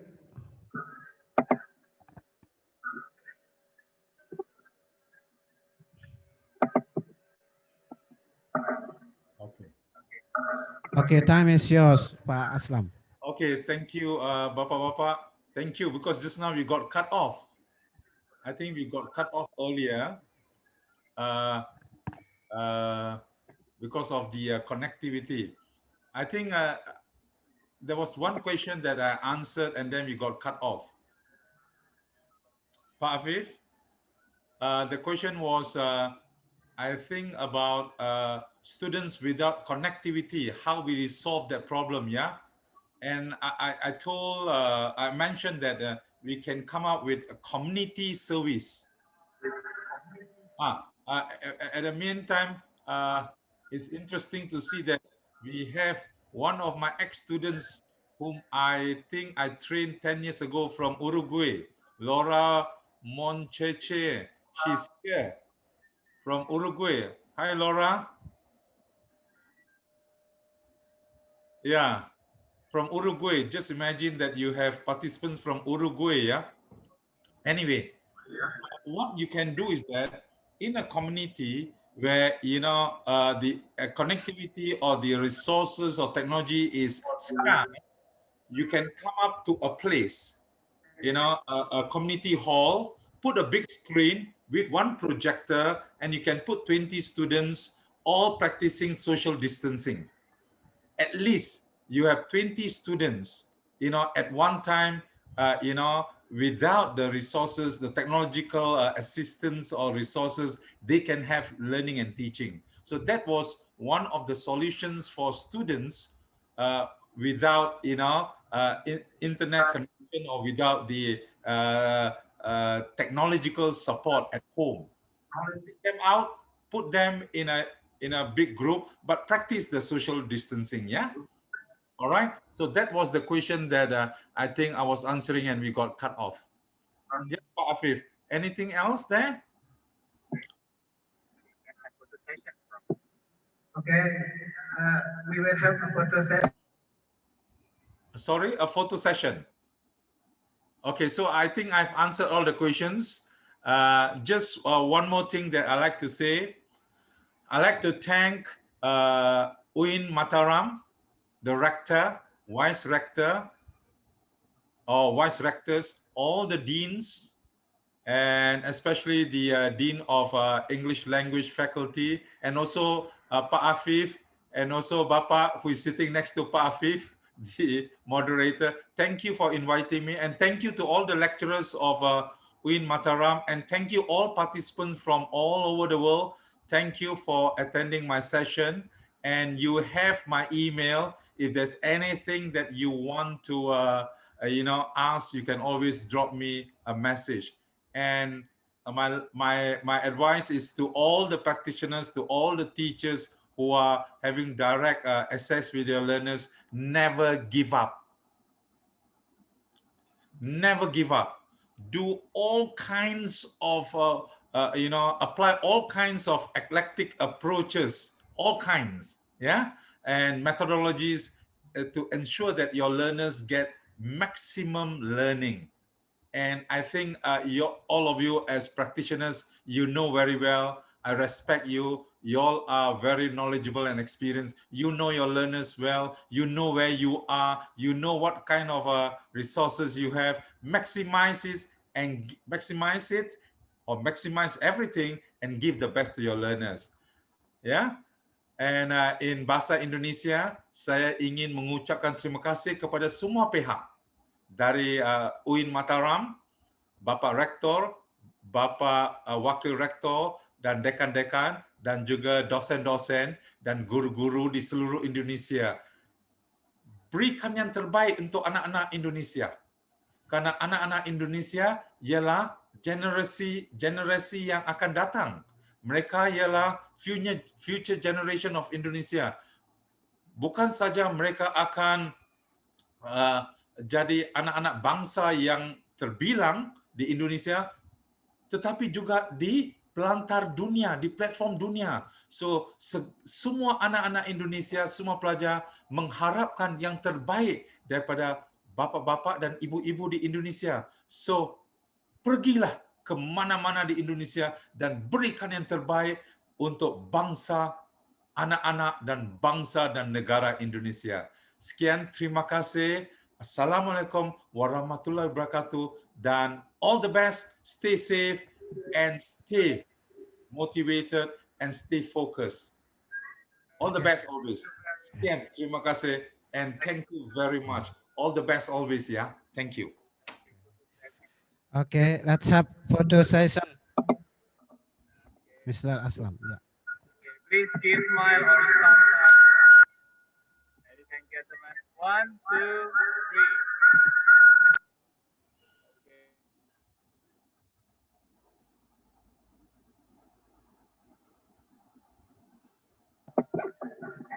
One, two, three. Bye-bye. Bye-bye, everyone. Bye-bye, Laura from Uruguay. I can see your face there. Okay, bye-bye, everyone. Bye-bye. Bye-bye. Take care and all the best.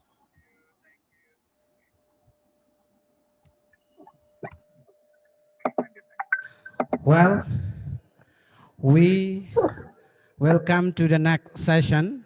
Okay. Our next great speaker is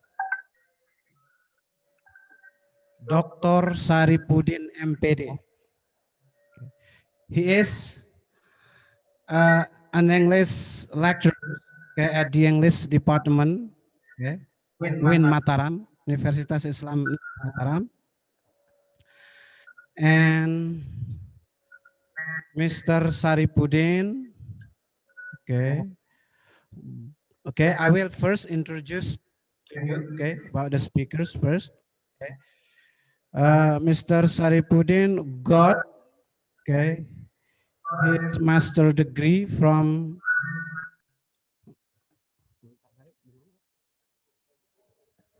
Universitas Negeri Jakarta, and he got his PhD degree, from Universitas Negeri Malang, and now, we will give chance to Pak Dr. Syarifudin to start his presentations. Time is yours.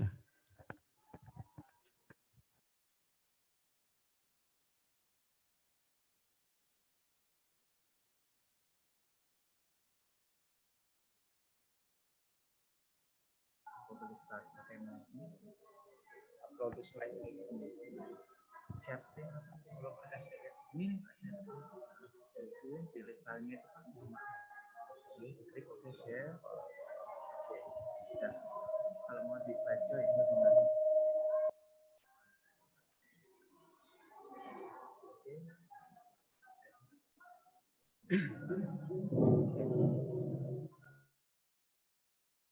Assalamualaikum warahmatullahi wabarakatuh, and good morning, everyone.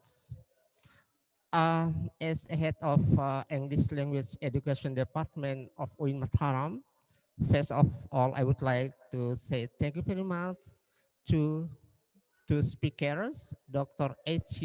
Aslam Khan bin Samlah Khan, and to Professor Dr. Tengku Zulkifli M.Ed, for your opportunity or for your kindness to participate in our seminars. Okay, today I will present my papers, the title of developing of the student teacher digital pedagogy through TPCK model for English language teaching in digital era.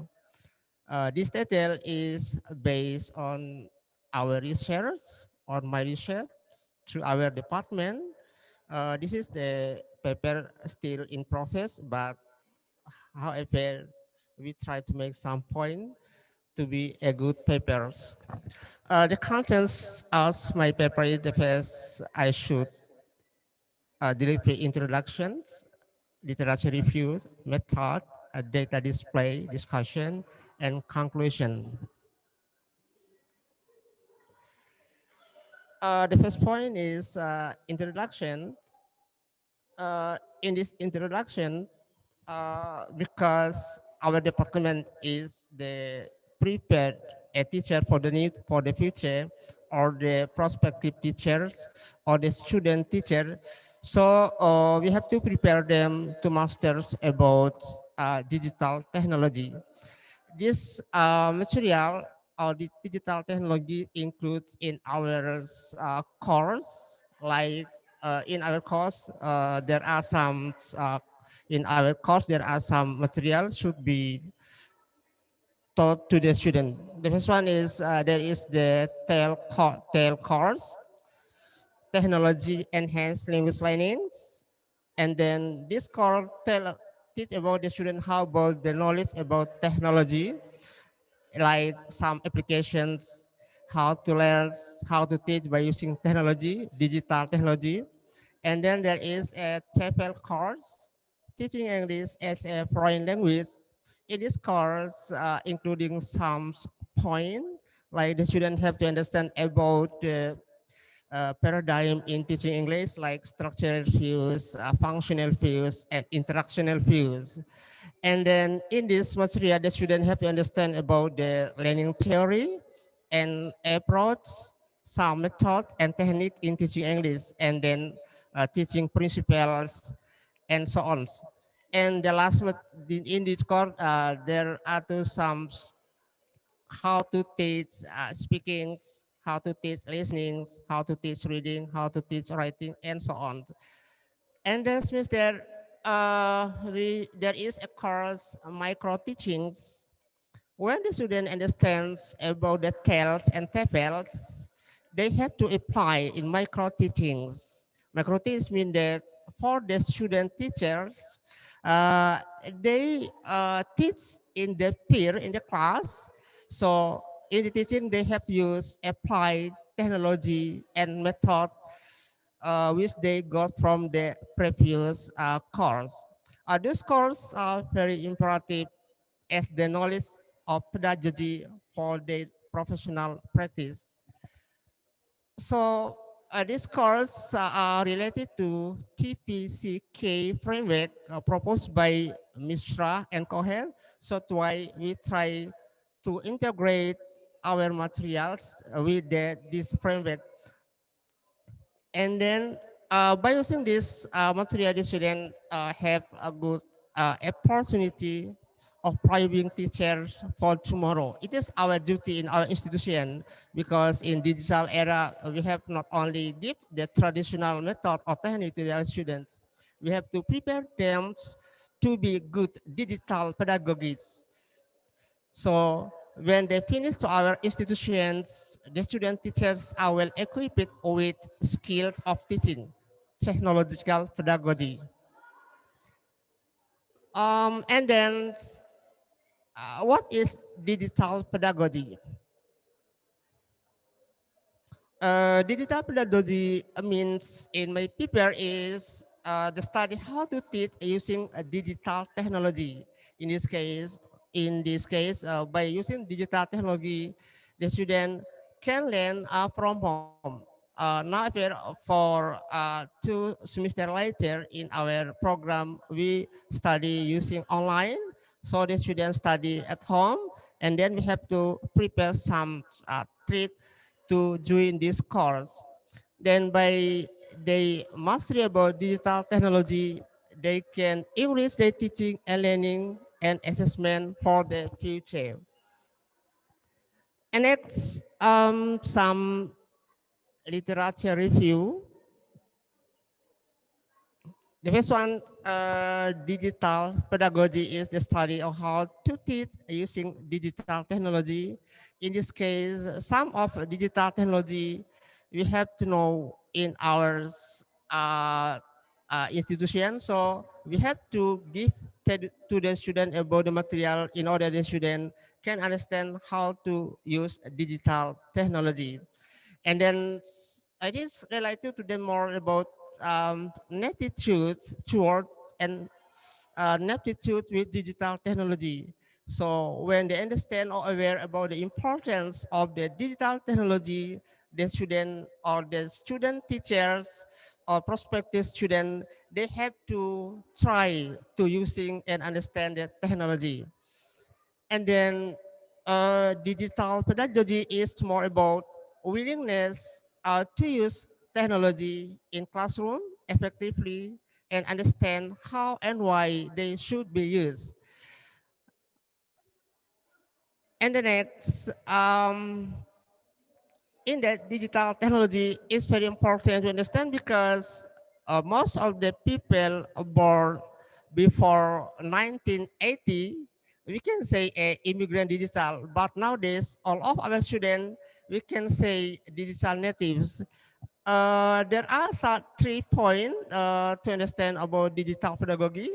The people who have grown up in the world surrounding by and using technology, now we can say native digital. They can acquire some technology without their learning. But for us and grown uh, for I was born before 1980, we can say immigrants digital because we have to learn about the technology and then we try to use the technology. They ran along a continuum of whom have attempted to use of ICT in instructional process, but sometimes we could not understand well about the technology because we have to try and learn about the technology and then try to application in our classroom. It is digital immigrants. So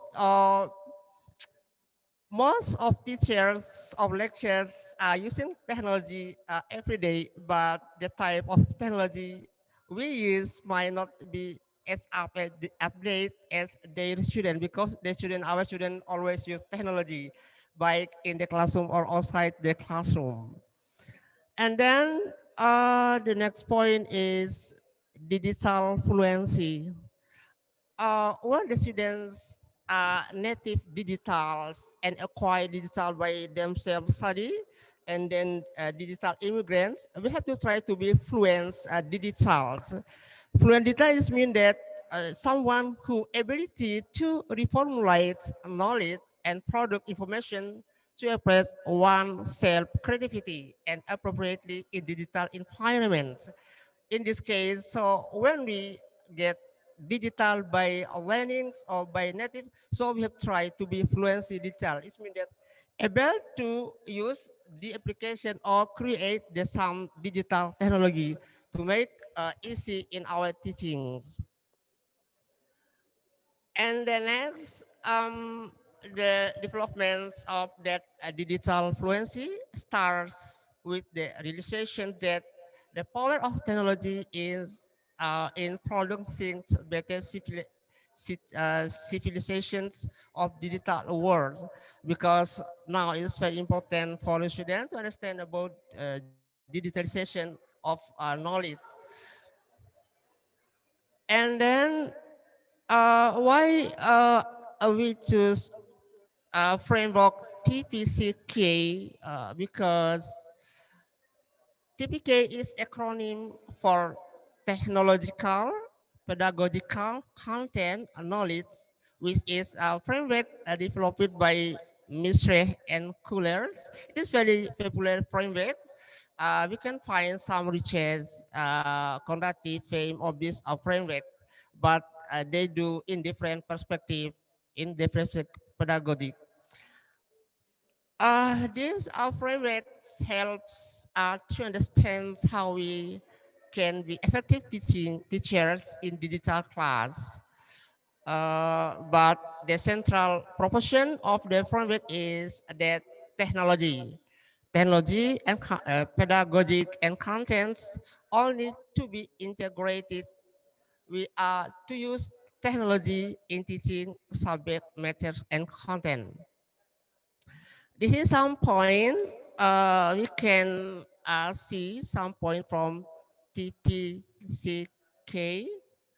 The first one is content knowledge. Content knowledge is mean that we have to know about the content related to the subject matter to be taught in the class. I think it is very important in this case when the teachers or student teachers teaching practice or prepare them, they have to understand about all of the content or subject matter to be taught. The second point is pedagogical knowledge. Pedagogical knowledge is the knowledge about the pedagogic uh, that is applicable for the specific content. When we know about the content, you have to choose the good pedagogy. Like in teaching, you know about the some methods, some techniques, some strategy in teaching. So this pedagogy is related to the content. So in this case, when the teachers teach in the class, they have to know about some method or technique to be applied in the class. And the point three is technological knowledge. It means that uh, technological knowledge means that the knowledge about the technology, some programs, some component of technology. Is it the general technology? And the point four, pedagogical content knowledge. In this case, the pedagogical is have to relate to the content. When we have to teach it the content, we have to choose the specific pedagogy so that related to the content is easy to teach.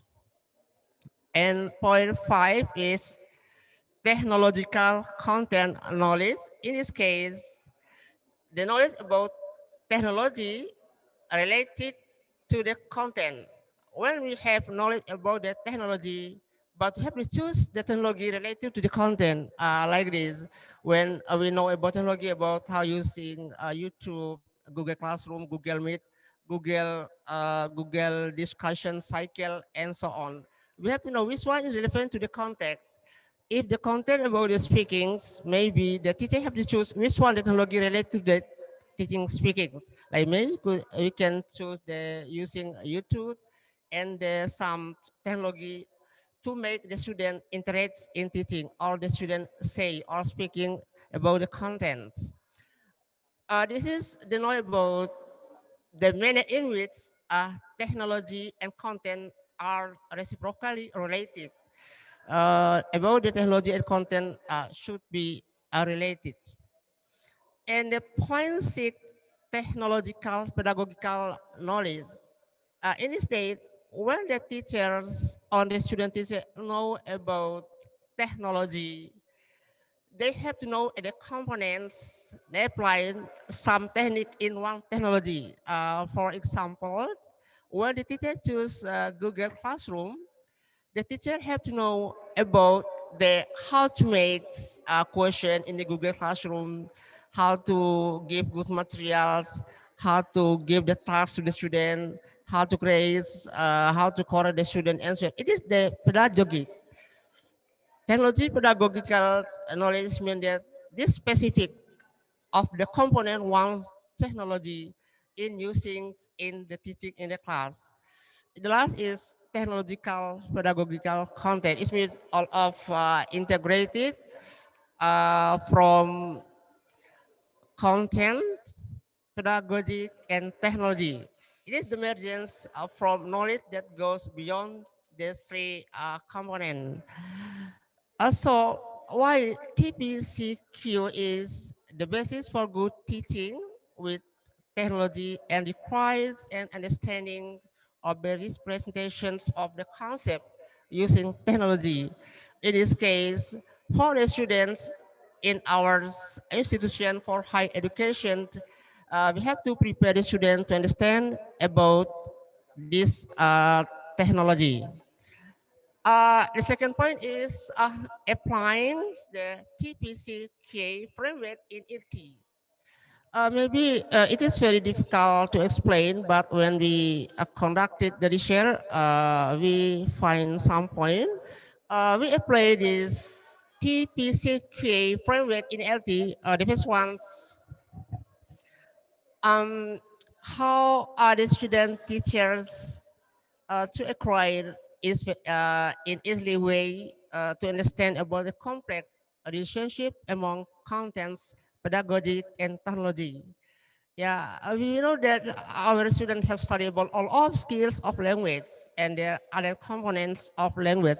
It is the content. And the students have studied about the TELS, technology, and has language learning. And the students have studied about TEFL, how to teach English.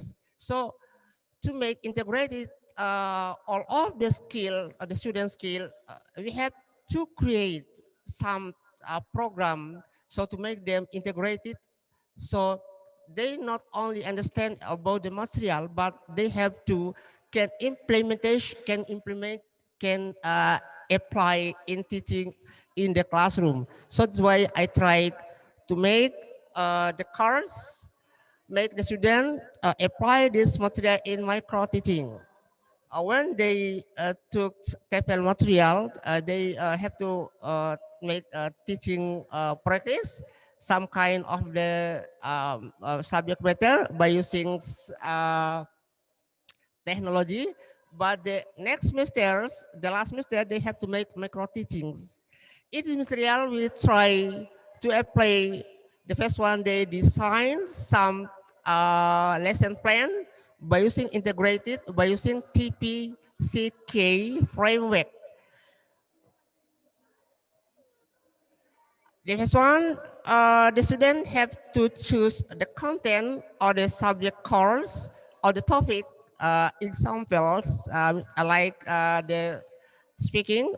Speaking is one course, so have they have to understand well about the speaking. Speaking, there are some content. It is a content, and then when they teaching speaking, they know about how to make the student communicate. So it is take the interactional approach, one approach. Interactional approach means that we know the student in teaching can interaction. In one approach, the teacher can do some method like direct methods, communicative language teaching, or community language and so on. And then in one method, the teacher can choose some technique. Technique is mean that implementations in the classroom. When the teachers taught the content, they have to know about the technique in one method in the implementation in the classroom. Example, when the teacher want to teaching speaking, there are some technique like speaking in pairs, role play, dialogues, interactional talking term, and so on. This is some technique to be implemented in the classroom so to make the students speaking. So how about the technology?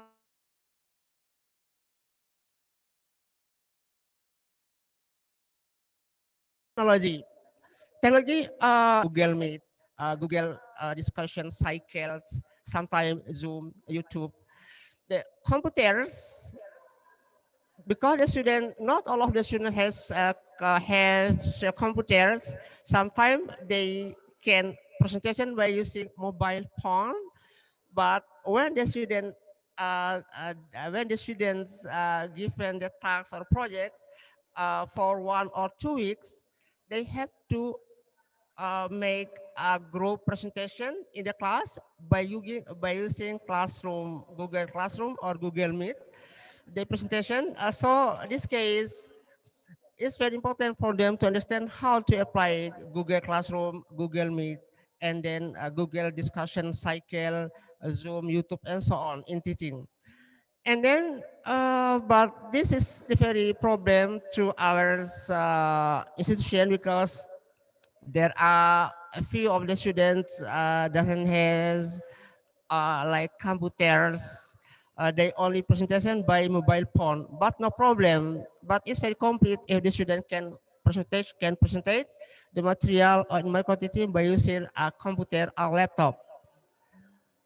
The methods of this research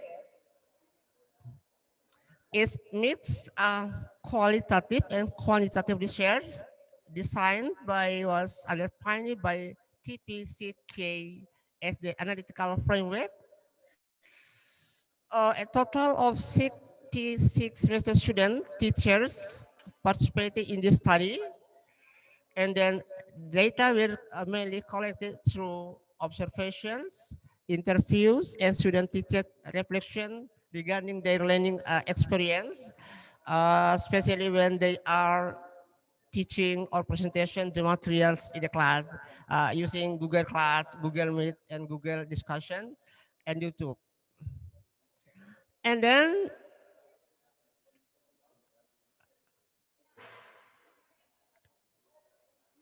use the TPCK framework analysis, TPCQ development through participation in the design-based activities. The first one, we have to analysis about the student design or lesson plan to be presented in teachings. And then we categorize some data students understand or mastery about contents.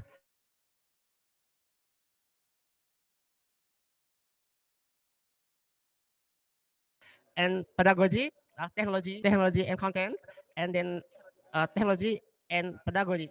And the last is TP seeking. Then data was analysis both quantitative and qualitative to demonstrate the manner in which TPCQ developed through engagement with authentic design of the tasks. The results, the findings show that some insight into how the teaching activities carried out in TPCK have directly and indirectly acceleration to development of digital pedagogy. So the finding of this study revealed that TVCQ contribute to the improvement of student knowledge and skills in using technology by using Google Classroom, Google Meet, Zoom, YouTube, and Google discussion cycle. And the last, it is the some tentative from quantitative point. There are 5 topics contained by the student. The first is speaking, listening, reading, pronunciation, and grammar.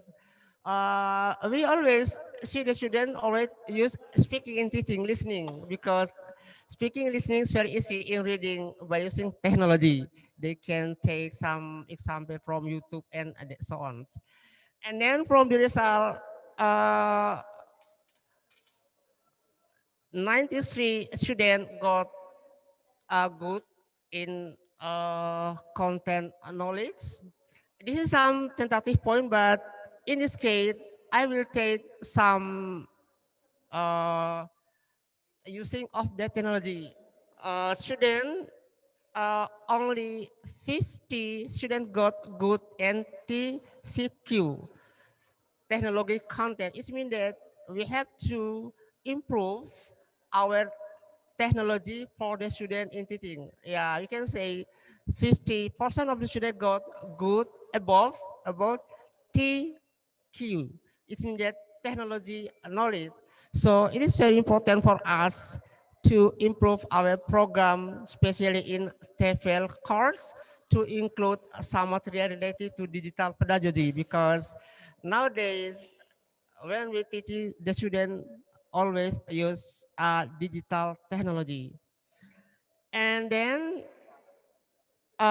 discussion, I think it's very simple discussion here. I only this presentation some points, uh, the necessary digital technology related to the using Google Classroom, Google Meeting, and Google discussion cycle, Zoom, YouTube for it for the future teaching and practice. This study showed that students were able to demonstrate that they were becoming increasingly confident in using digital pedagogy, and the engagement of the student teachers were assessed through various learning activities, including discussion and learning teaching presentation.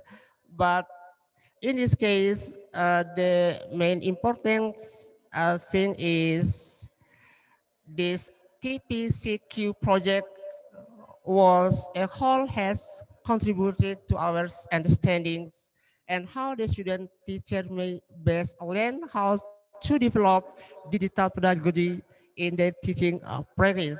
So being digital immigrant, the student teacher value that TPCQ project that they had experienced through out their course. In this case, it is our point for our institution how to develop the student knowledge in digital pedagogy. I think my presentation is not so good like the previous speaker, because I presentation about the result of my research, not theoretical.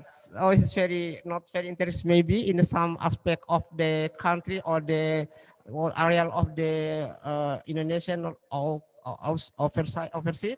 But in our institution, to give the main point is when we teach the student as a prospective teachers, we have to prepare them by empowering digital pedagogy as the prospect teacher. I think it is enough. Thank you very much, Pak Moderator. All right. Thank you, Pak Syarifudin. Well, all participants, I think this is also a very interesting topic, and I'm sure that okay, there will be a lot of questions from you. Okay, now we invite you, okay, to give questions, to ask questions, to give comments, okay, and so on.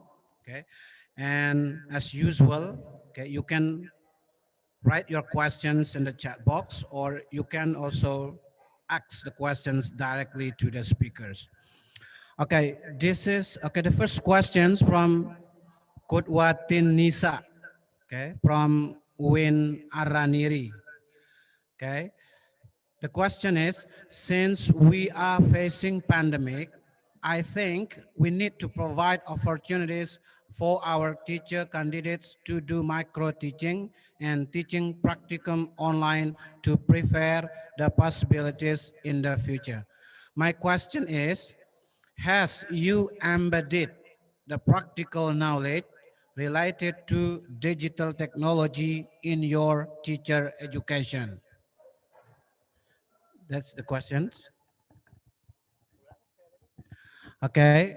The question is, has you embedded the practical knowledge related to digital technology in your teacher education programs, and how? Okay, thank you very much. It is very interesting questions. Since we have the course of TEFLs, teaching English as a foreign language. The student we have there are some tasks or assignment for the student. In this course, the student make a papers. The topic like how to speaking, listening, or reading, or writing, vocabulary, grammar, pronunciation. And this course, they have designed lesson plan related to the topic. But when the presentation, we always use Google Meet or Google Classroom, Google Meet. In this case, the student make a group. It means that peer group, peer links. In the peer group, they can practice in, and then when the in the general, they have two presentations in the class. The first one, the student can follow with the uh, it means that can follow the teacher class as a student from the lecture. Otherwise, they can create teacher class for them. They create the teacher class for them and try to include their students or their peers as a teacher. So they using upload the material, give the task for the student, and so on. We have practice about this in the TEFL class. So when they take the micro teachings course in the 6 semesters, because in Mataram the 4 semester they studied about the technology enhanced language learning. In the 5th semester they study about teaching English as foreign language, and the 6th semester they study about micro teaching. When they take course micro teachings, they use online digital pedagogy, digital technology. Since last year, when we take course online course, they presentations in online course. I think it is so simple. What else? Okay. Is there? Okay. Anyone else who want to ask questions or to say something? Come on.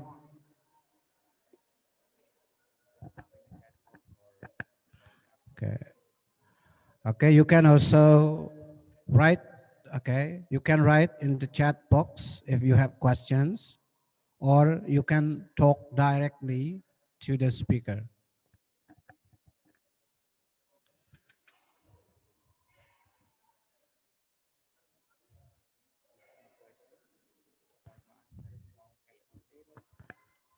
Okay.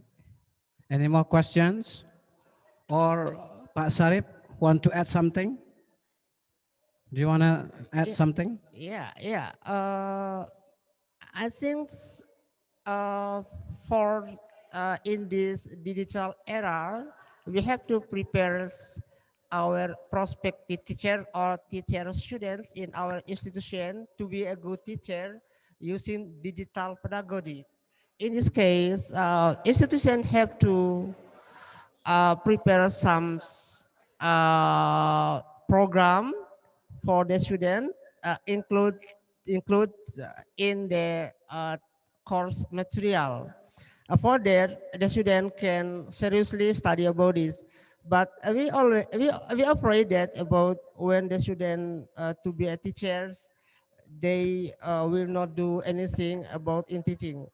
It is our program in Mataram. Okay, saya kira I think it is okay. Okay, any more question? Well, if you have no more questions, it means that our webinars will be closed. Okay? Okay, ya silakan. Okay, as a head of English departments, I say thank you very much for of all participants, especially for the two speakers, Dr. A.C. Aslam Khan and Professor Dr. Tengku Zulfi, for your opportunities and kindness to participate in this conference. Thank you very much. Okay, that is the closing statement from head of department, Pak Dr. Syarifudin. And now let's have a photo session. Okay. Okay, please turn on your video. Okay, keep smile. Okay. Again, turn on the video.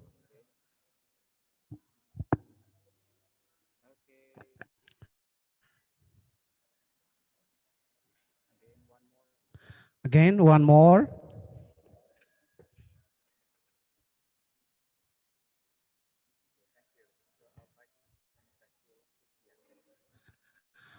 Okay. Again, thank you for all the participants.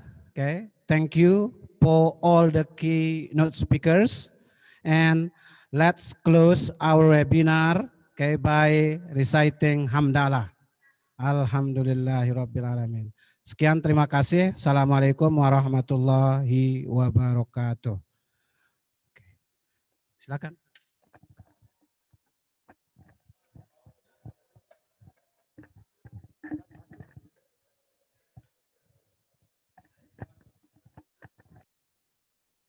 Okay, this is the end of